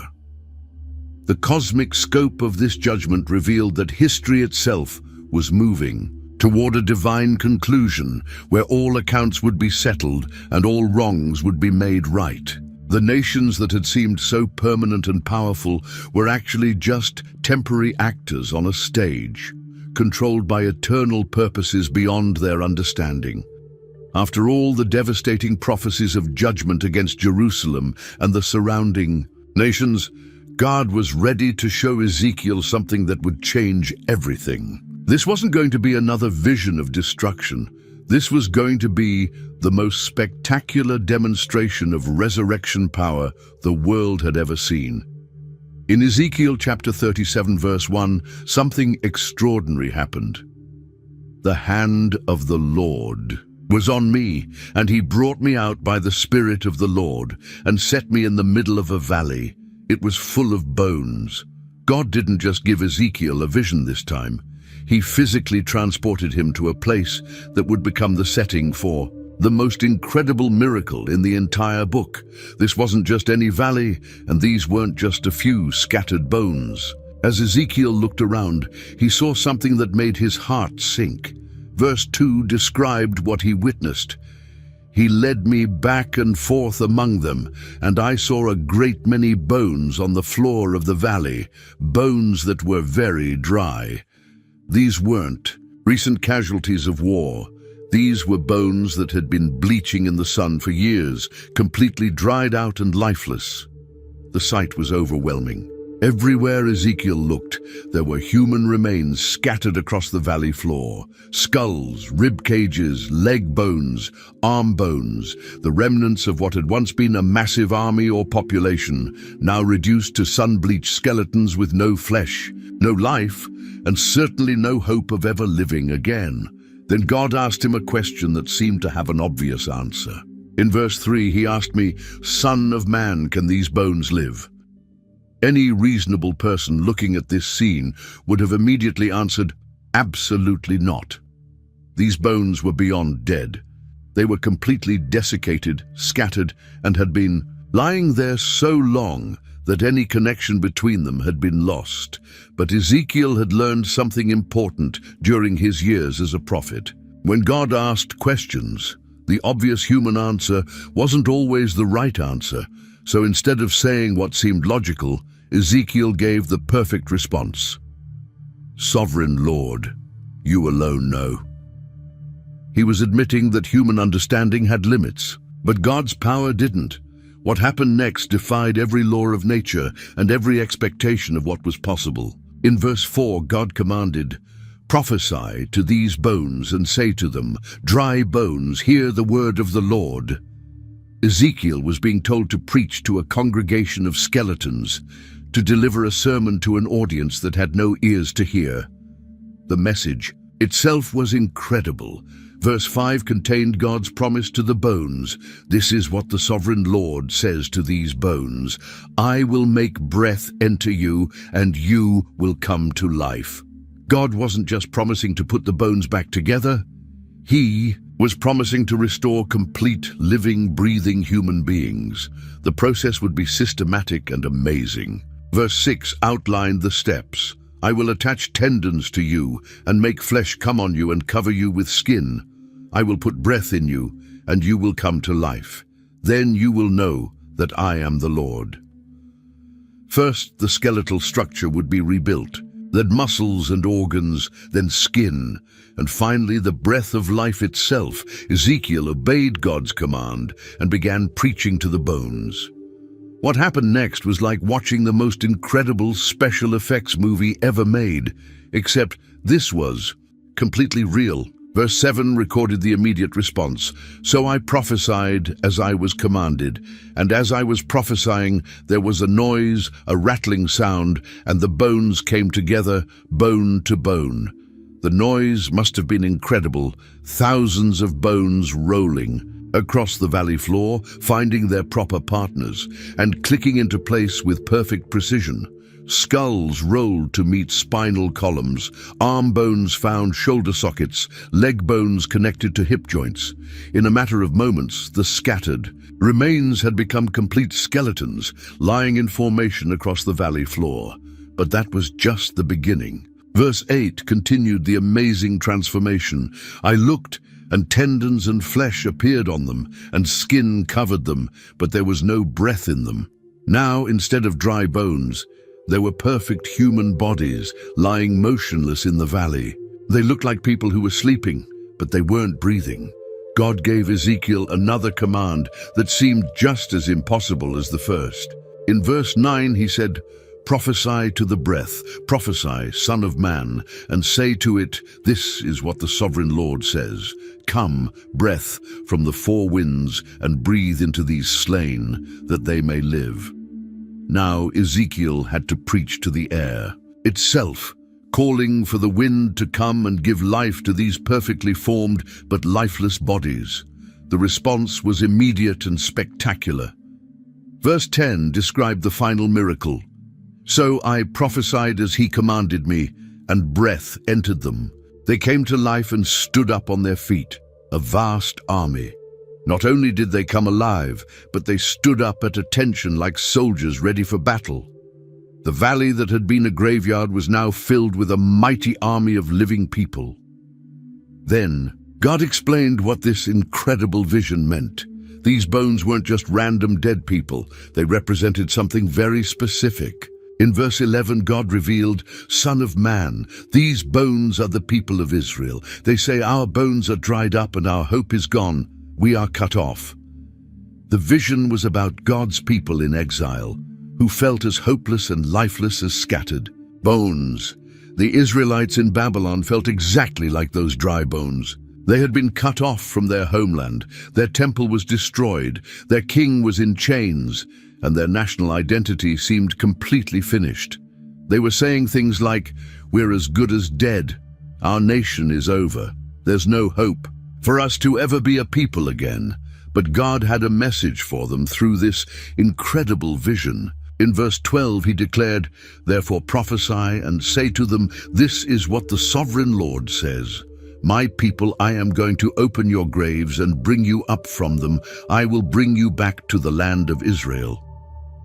What seemed impossible to them was not only possible, but absolutely certain from God's perspective. The restoration wouldn't just be political, it would be spiritual. Verse 13 promised, "Then you, my people, will know that I am the Lord, when I open your graves and bring you up from them." They would experience God's power in such an unmistakable way that their faith would be completely renewed. But the most amazing promise was still to come. In verse 14, God revealed the ultimate purpose. "I will put my spirit in you, and you will live, and I will settle you in your own land. Then you will know that I, the Lord, have spoken, and I have done it, declares the Lord." This wasn't just about returning to geography. It was about receiving new spiritual life that would make them truly God's people again. After the spectacular vision of resurrection, God gave Ezekiel another dramatic demonstration, but this one was simpler and more practical. It involved 2 pieces of wood and a message that would give hope to a people who had been divided for centuries. The demonstration began with a simple command in Ezekiel chapter 37, verse 16. "Son of man, take a stick of wood and write on it, belonging to Judah and the Israelites associated with him. Then take another stick of wood and write on it, belonging to Joseph, that is, to Ephraim and all the Israelites associated with him." Ezekiel was to prepare 2 wooden sticks, each representing one part of the divided kingdom. This division went back over 300 years to the time when Solomon's kingdom had split after his death. The northern kingdom, called Israel or Ephraim, had included 10 tribes and had been destroyed by Assyria. The southern kingdom, called Judah, had included 2 tribes and had just been destroyed by Babylon. For centuries, these 2 parts of God's people had been separate nations, often fighting against each other instead of working together. The next instruction was simple but profound. Verse 17 commanded, "Join them together into one stick, so that they will become one in your hand." Ezekiel was to hold the 2 sticks together so they appeared to be a single piece of wood. This visual demonstration would capture everyone's attention and make them ask what it meant. Sure enough, the people's curiosity was aroused. Verse 18 recorded their question. "When your people ask you, won't you tell us what you mean by this?" They could see that something significant was being communicated through this simple act, but they needed the interpretation. God's explanation was better than anything they could have imagined. In verse 19, he revealed, "Say to them, this is what the sovereign Lord says. I'm going to take the stick of Joseph, which is in Ephraim's hand, and of the Israelite tribes associated with him, and join it to Judah's stick, making them a single stick of wood, and they will become one in my hand." God himself was going to reunify his divided people. The reunification wouldn't just be symbolic, it would be literal and permanent. Verse 21 promised, "I will take the Israelites out of the nations where they have gone. I will gather them from all around and bring them back into their own land." This would involve people who had been scattered not just to Babylon, but to Many different countries over several centuries. The new unified nation would be completely different from the old divided kingdoms. Verse 22 declared, I will make them one nation in the land, on the mountains of Israel. There will be one king over all of them, and they will never again be two nations or be divided into two kingdoms. The political division that had weakened and eventually destroyed both kingdoms would never happen again. The spiritual transformation would be just as dramatic as the political reunification. Verse 23 promised, they will no longer defile themselves with their idols and vile images, or with any of their offenses, for I will save them from all their sinful backsliding, and I will cleanse them. They will be my people, and I will be their God. The idolatry that had caused the original division and both kingdoms' destruction would be completely eliminated. The leadership of this new unified nation would be perfect. Verse 24 revealed, my servant David will be king over them, and they will all have one shepherd. They will follow my laws and be careful to keep my decrees. This wasn't referring to the historical David coming back from the dead, but to a future king from David's family line who would rule with David's heart for God.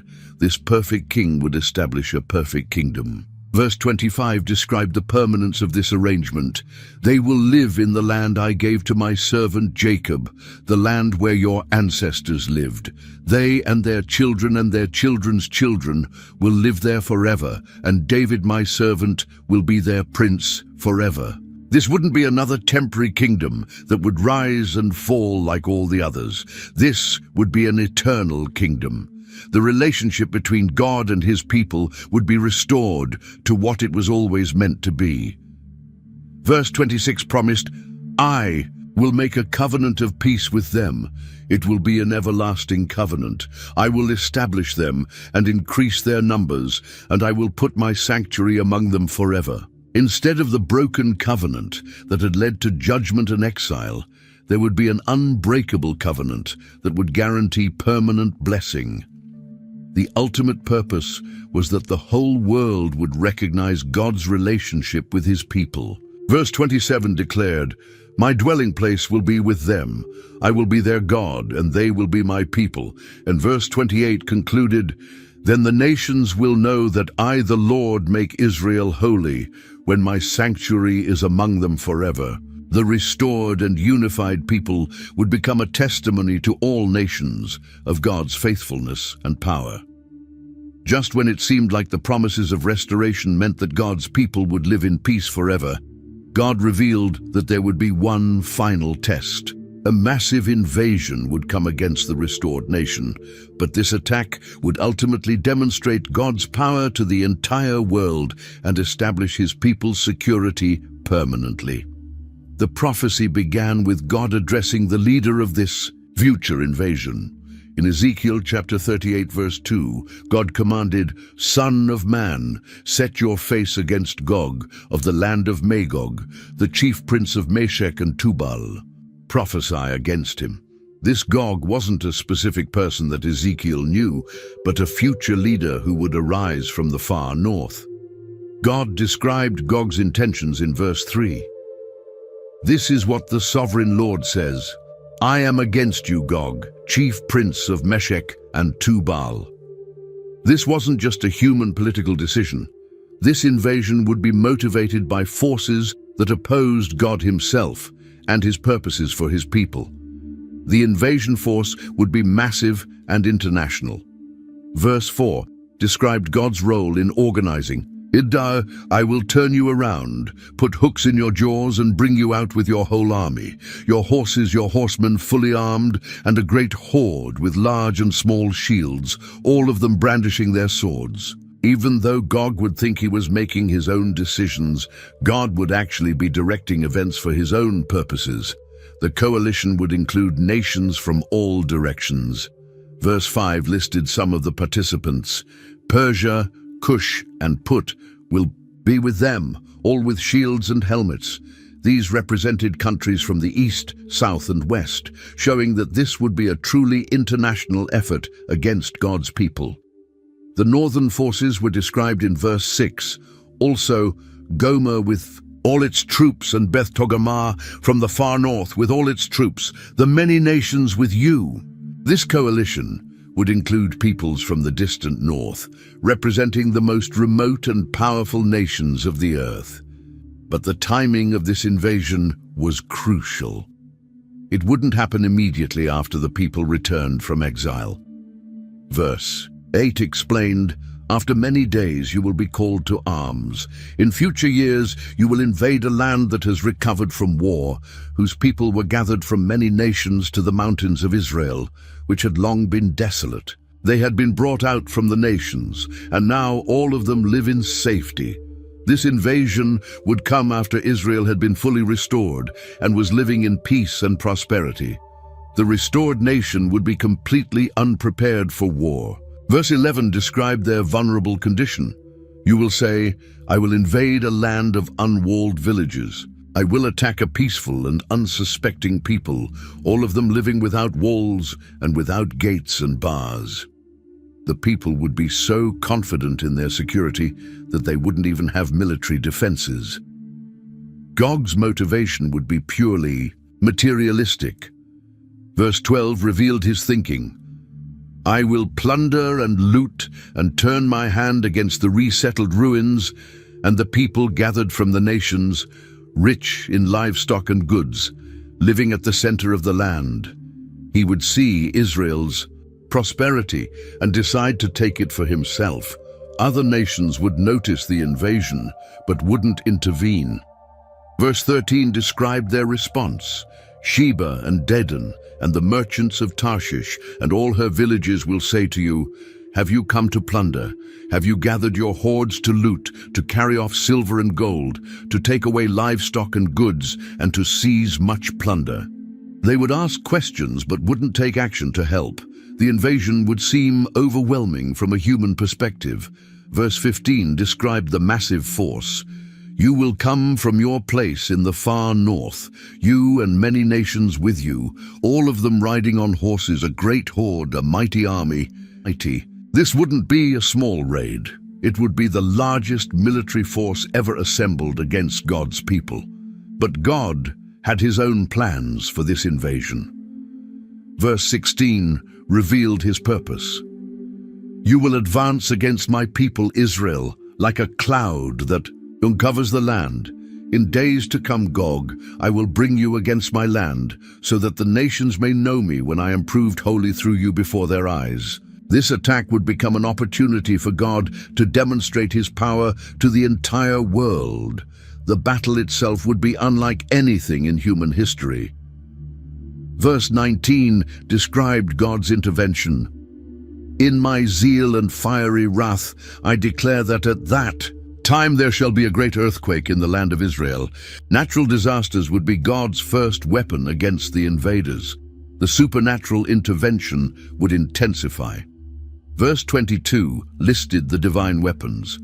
"I will execute judgment on him with plague and bloodshed. I will pour down torrents of rain, hailstones and burning sulfur on him and on his troops and on the many nations with him." God would use weather, disease, and fire from heaven to destroy the invasion force. The result would be complete victory for God's people without them having to fight at all. Verse 23 declared the ultimate purpose.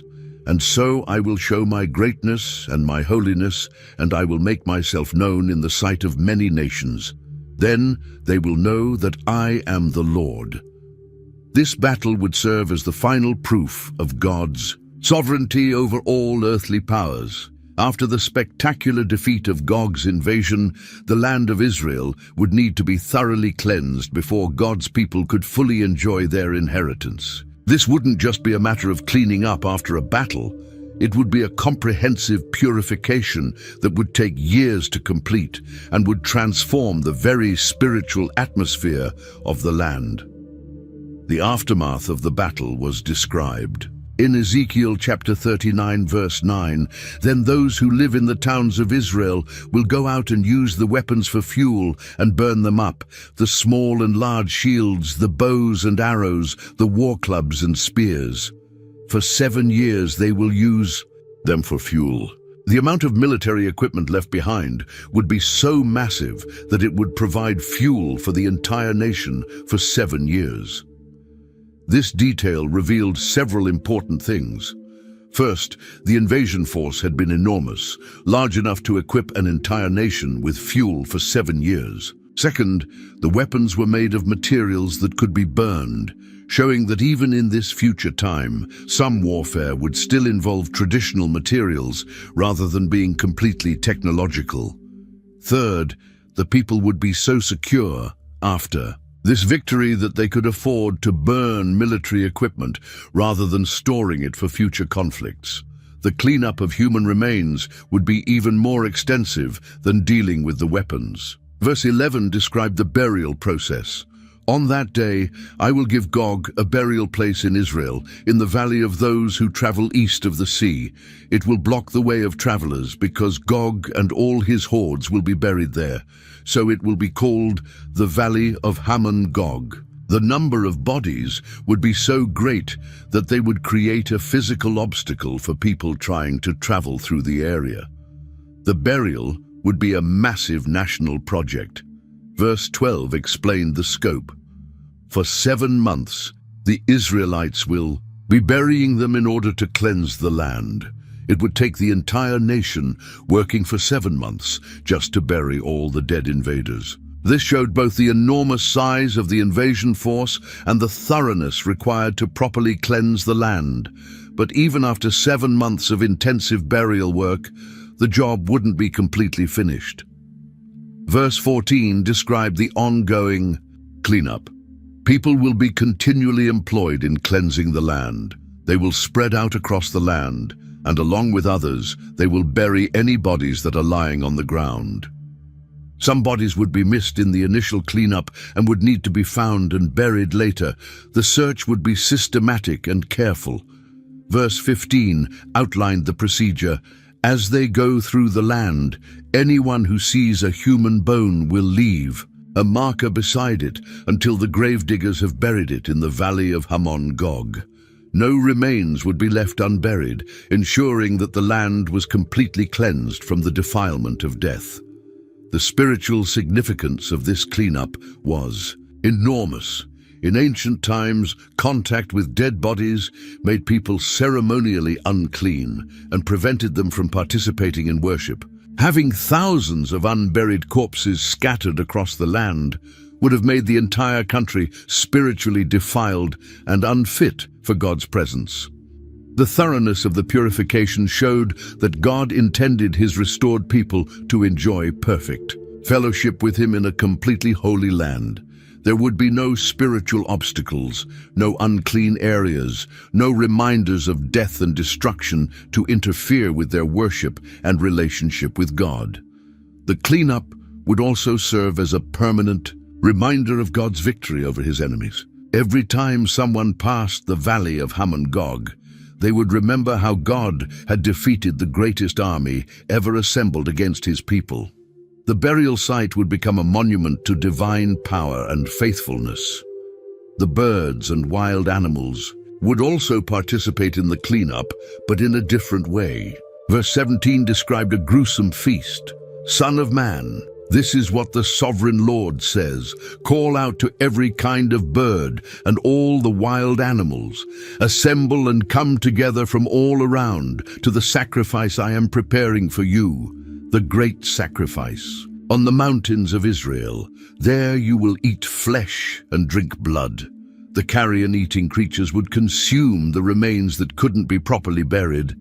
This wasn't just about practical cleanup, it was about demonstrating that those who opposed God would become food for scavengers. The mighty warriors who had marched proudly to battle would end up as meals for vultures and jackals. Their strength and pride would be reduced to nothing more than nourishment for the lowest creatures. The feast would include the highest ranks of the enemy forces. Verse 18 specified the menu. You will eat the flesh of mighty men and drink the blood of the princes of the earth as if they were rams and lambs, goats and bulls, all of them fattened animals from Bashan. Generals, kings, and nobles would all receive the same treatment, becoming food for animals. The abundance would be overwhelming.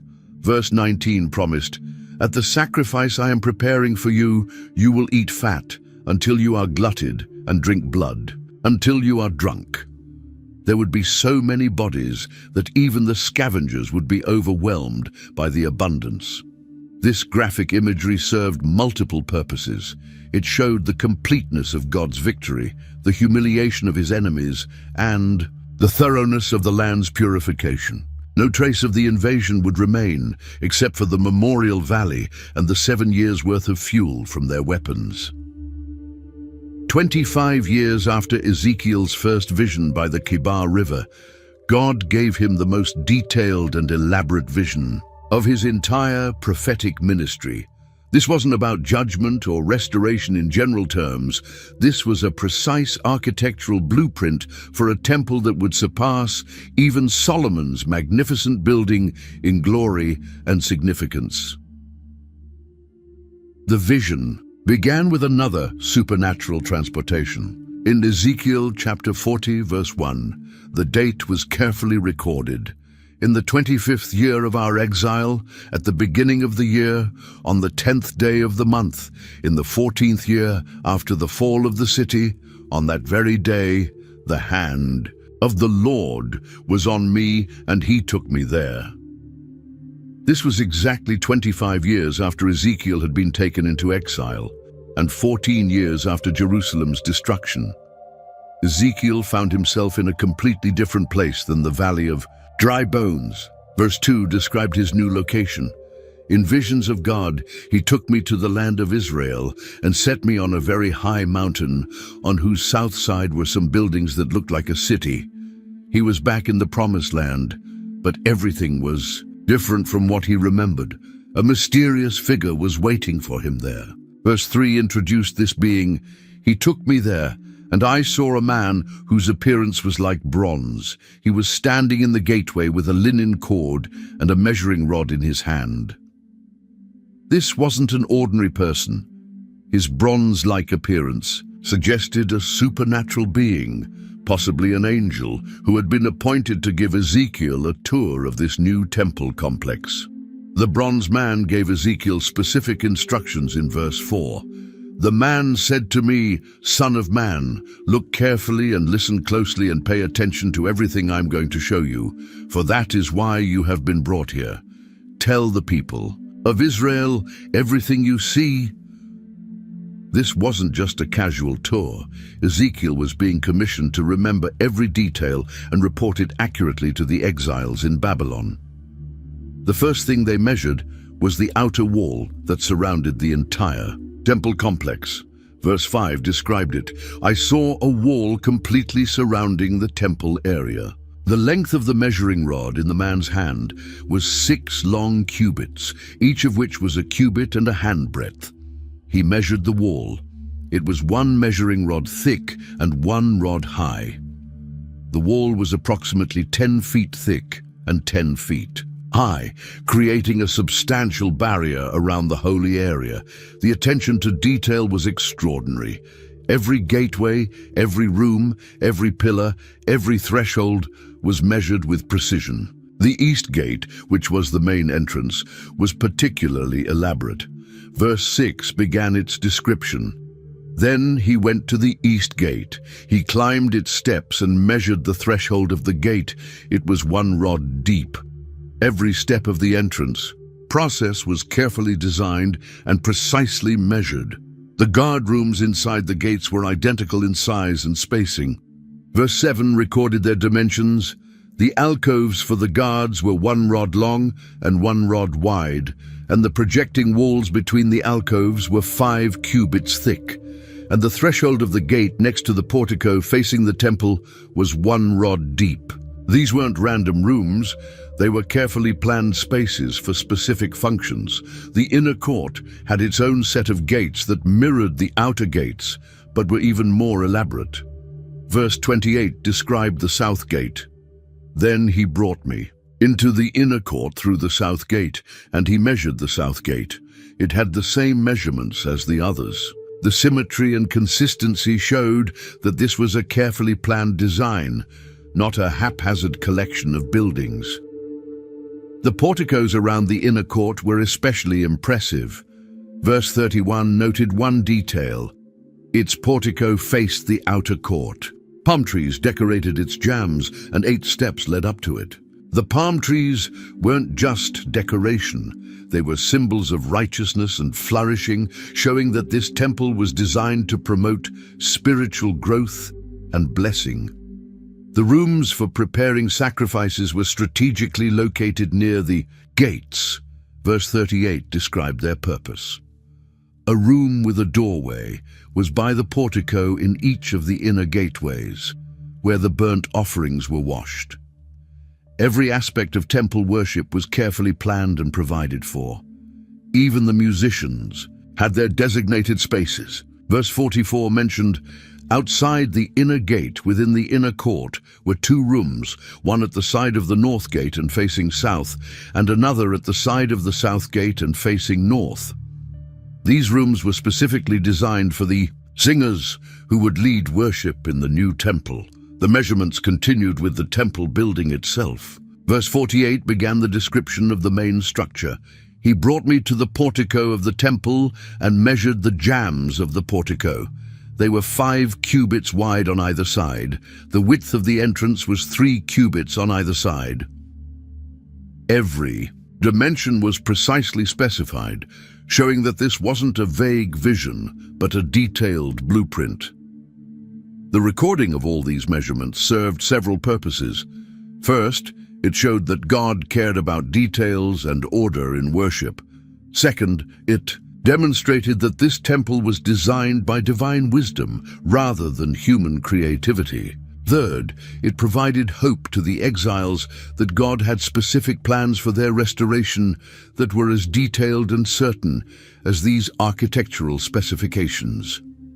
After the exhaustive tour of the temple's architecture, Ezekiel witnessed something that surpassed even the spectacular vision of the Valley of Dry Bones.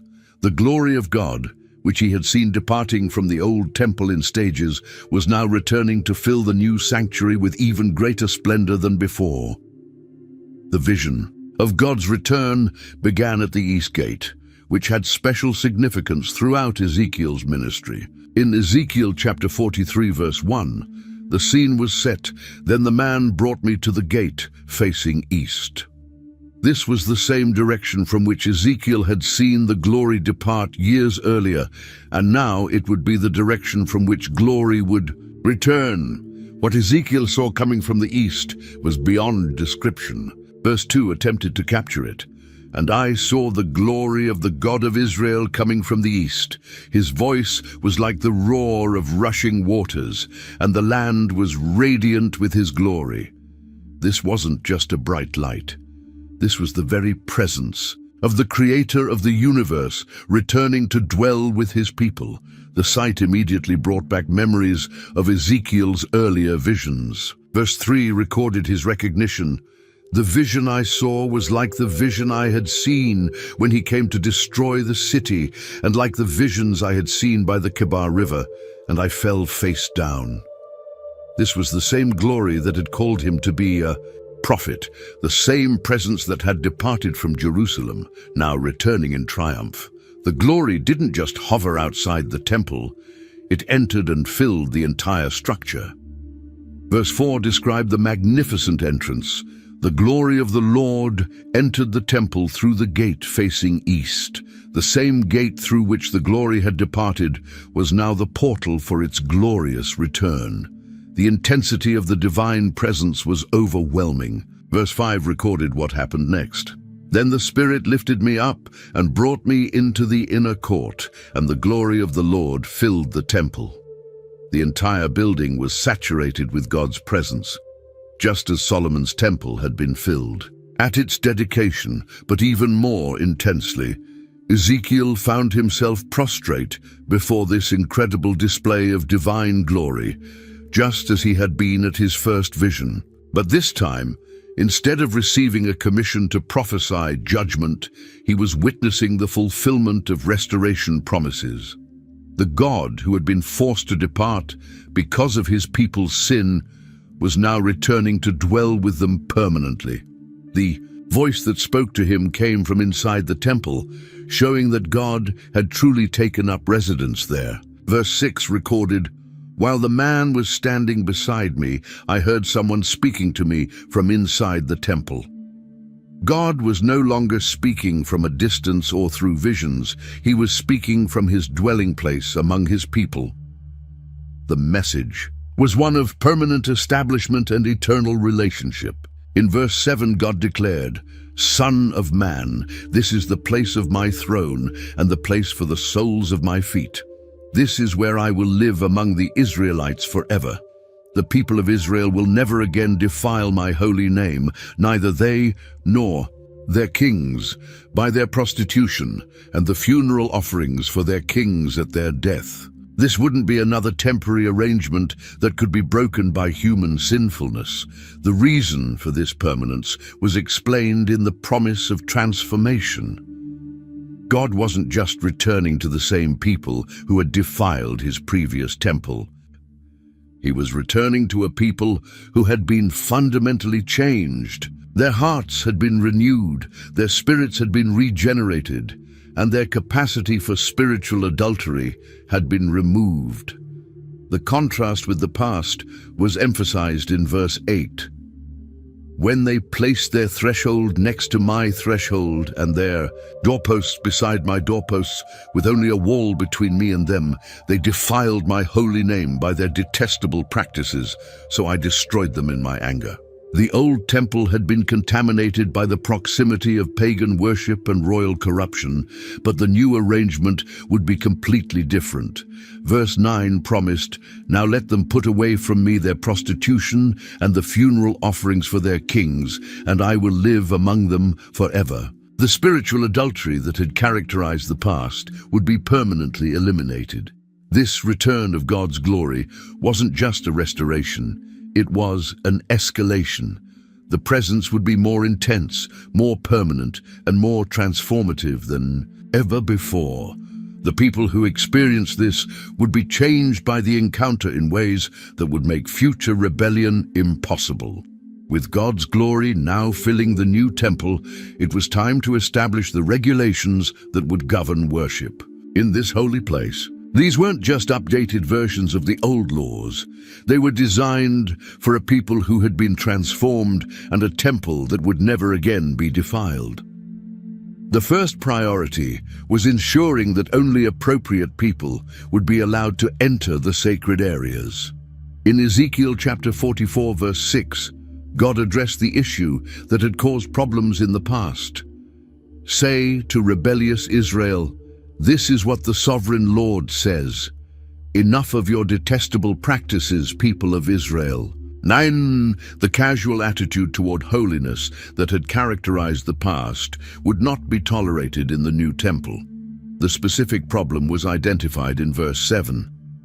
"In addition to all your other detestable practices, you brought foreigners uncircumcised in heart and flesh into my sanctuary, desecrating my temple, while you offered me food, fat and blood, and you broke my covenant."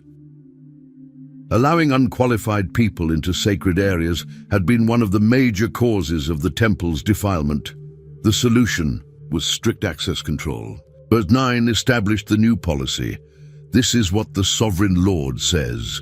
No foreigner uncircumcised in heart and flesh is to enter my sanctuary, not even the foreigners who live among the Israelites." Physical circumcision alone wasn't enough. There had to be spiritual circumcision as well, representing a genuine heart relationship with God. But the access restrictions weren't just about foreigners. Even among the Levites, there would be different levels of service based on their past faithfulness. Verse 10 addressed those who had been unfaithful. "The Levites who went far from me when Israel went astray, and who wandered from me after their idols, must bear the consequences of their sin."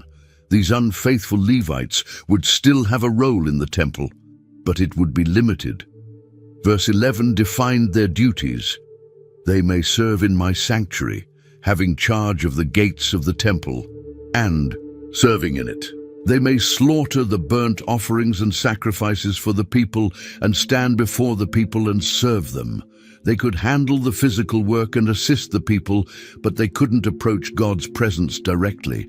However, those who had remained faithful would receive special privileges. Verse 15 identified this group.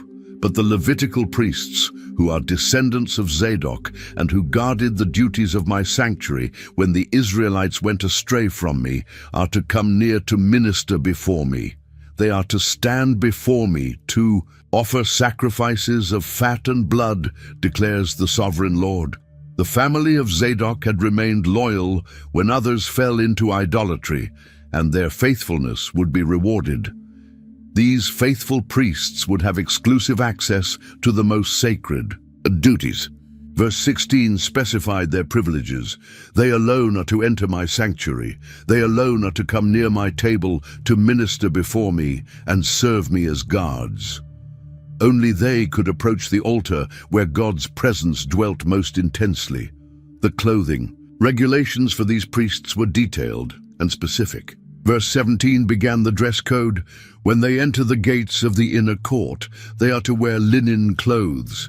They must not wear any woolen garment while ministering at the gates of the inner court or inside the temple.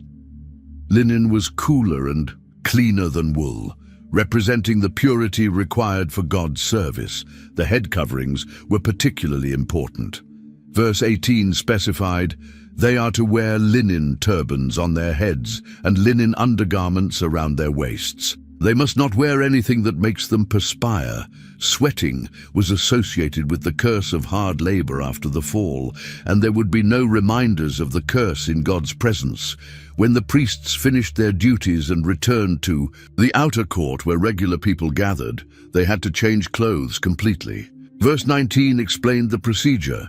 When they go out into the outer court, where the people are, they are to take off the clothes they have been ministering in and are to leave them in the sacred rooms and put on other clothes, so that the people are not consecrated through contact with their garments. The holiness was so intense that even their clothing could transmit it to unprepared people. Personal grooming standards were also specified. Verse 20 established the rules. They must not shave their heads or let their hair grow long, but they are to keep the hair of their heads trimmed. Extreme hairstyles associated with pagan mourning rituals or ascetic practices were forbidden. Everything should be moderate and appropriate. Marriage restrictions ensured the priest's family life, supported their sacred duties. Verse 22 outlined the requirements. They must not marry widows or divorced women. They may only marry virgins of Israelite descent or widows of priests. Their marriages needed to be unquestionably pure and free from any moral complications. The priest's teaching role was emphasized as being just as important as their ritual duties. Verse 23 described this responsibility. They are to teach my people the difference between the holy and the common and show them how to distinguish between the unclean and the clean. The people needed constant instruction to maintain the spiritual standards required for God's presence among them. Legal responsibilities were also part of their duties. Verse 24 explained, in any dispute, the priests are to serve as judges and decide it according to my ordinances. They are to keep my laws and my decrees for all my appointed festivals. They are to keep my Sabbaths holy. They would be the final arbiters of religious law and practice. Property ownership rules for priests were designed to keep them focused on spiritual rather than material concerns. Verse 28 addressed their inheritance. I am to be the only inheritance the priests have. You are to give them no possession in Israel. I will be their possession. Instead of owning land like other Israelites, the priests would be supported by offerings and would depend completely on God for their needs. The festivals and sacrificial system would be restored, but with new meaning and power. Chapter 45 outlined the regulations for the various offerings, showing that worship would continue, but in a context of permanent divine presence, rather than the tentative relationship that had characterized the past. The Sabbath regulations were particularly emphasized, showing that rest and worship would be priorities in the restored community. Verse 17 of chapter 46 specified, "The prince is to provide the burnt offerings, grain offerings, and drink offerings at the festivals, the new moons, and the Sabbaths, at all the appointed festivals of Israel." Even the political leadership would be focused on facilitating worship rather than pursuing secular power. The final vision that God gave to Ezekiel was perhaps the most practical and hopeful of all. After seeing the temple rebuilt and worship restored, he was shown how the entire promised land would be redistributed among the 12 tribes in a way that would ensure justice, equality, and permanent peace. This wasn't just about returning to the old tribal territories that had existed before the exile. This was a completely new arrangement that would correct the inequalities and conflicts that had contributed to the nation's downfall.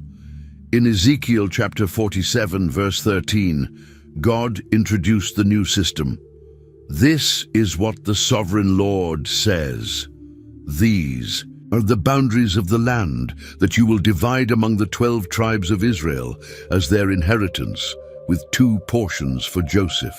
The distribution would be fundamentally different from the original conquest under Joshua. Instead of each tribe receiving territory based on their military success or political influence, everyone would receive equal portions arranged in orderly parallel strips across the land.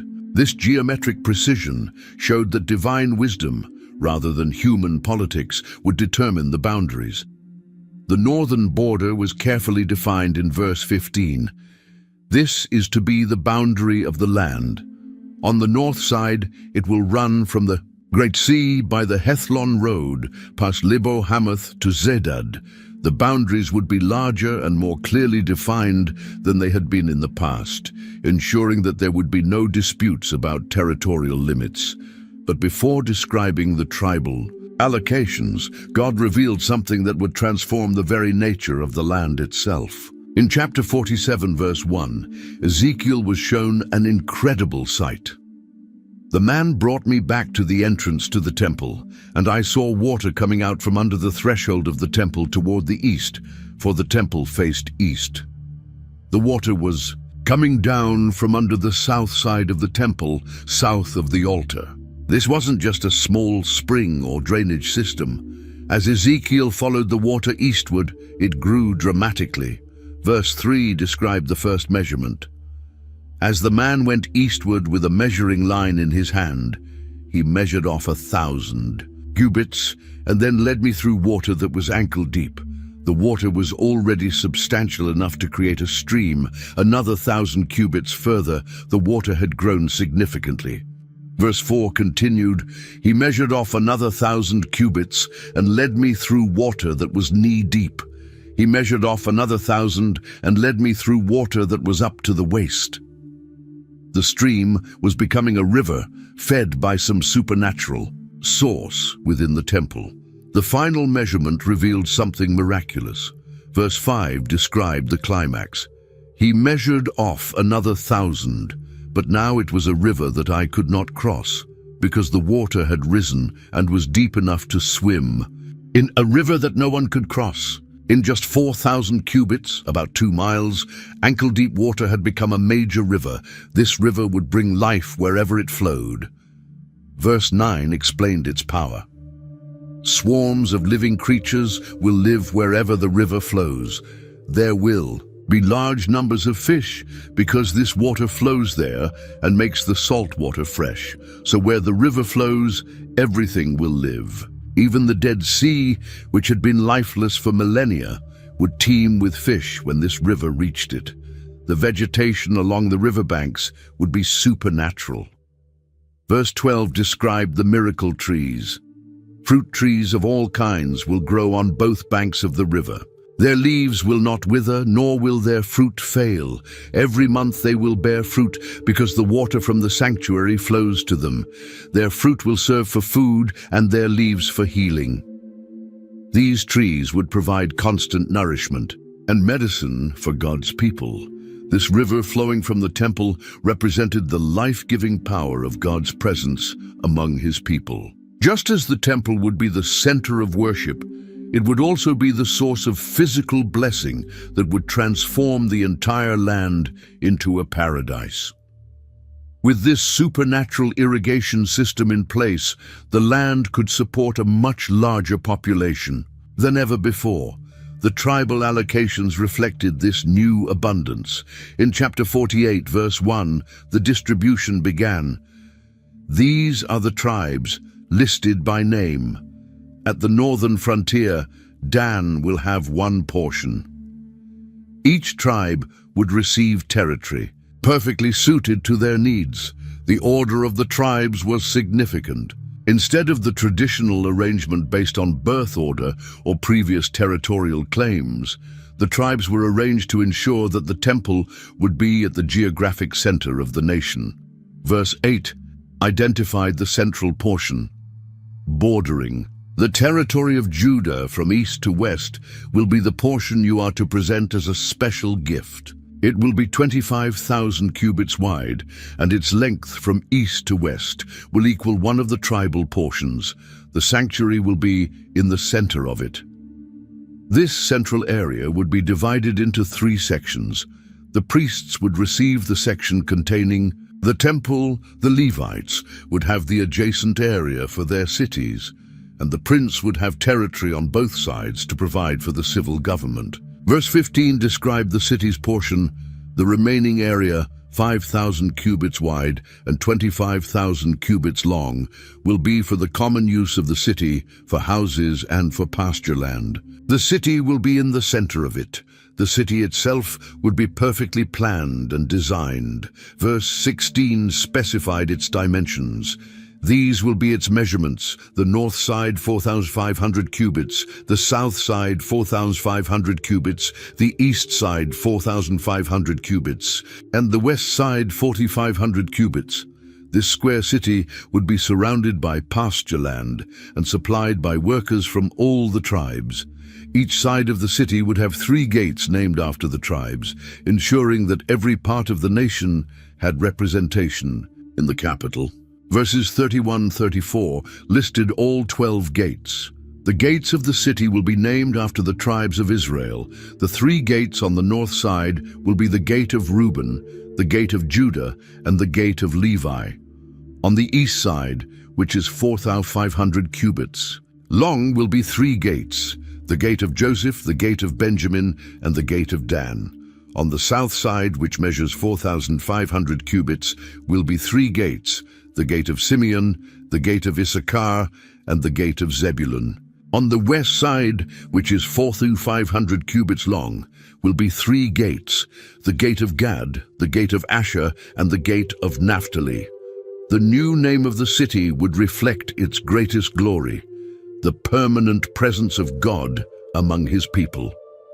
Verse 35 concluded the entire book with this magnificent promise.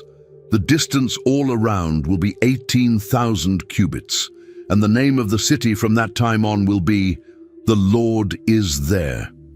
This wasn't just a geographical designation, it was a theological statement. The city would be known throughout the world, not for its wealth, its military power, its political influence, or its architectural beauty, but for the fact that the Creator of the universe had chosen to dwell there permanently among his people.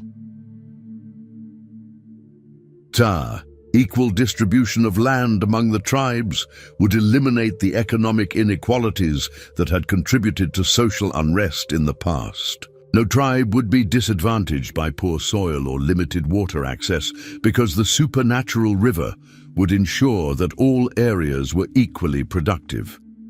The geometric precision of the boundaries would prevent the territorial disputes that had often led to conflict between tribes.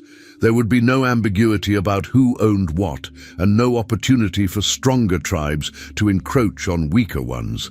The central location of the temple and the city would ensure that worship remained the focus of national life. No tribe would be so far from the sanctuary that regular participation in festivals would be difficult, and the prince's territory surrounding the central area would guarantee that civil government would always be oriented towards supporting rather than competing with religious leadership.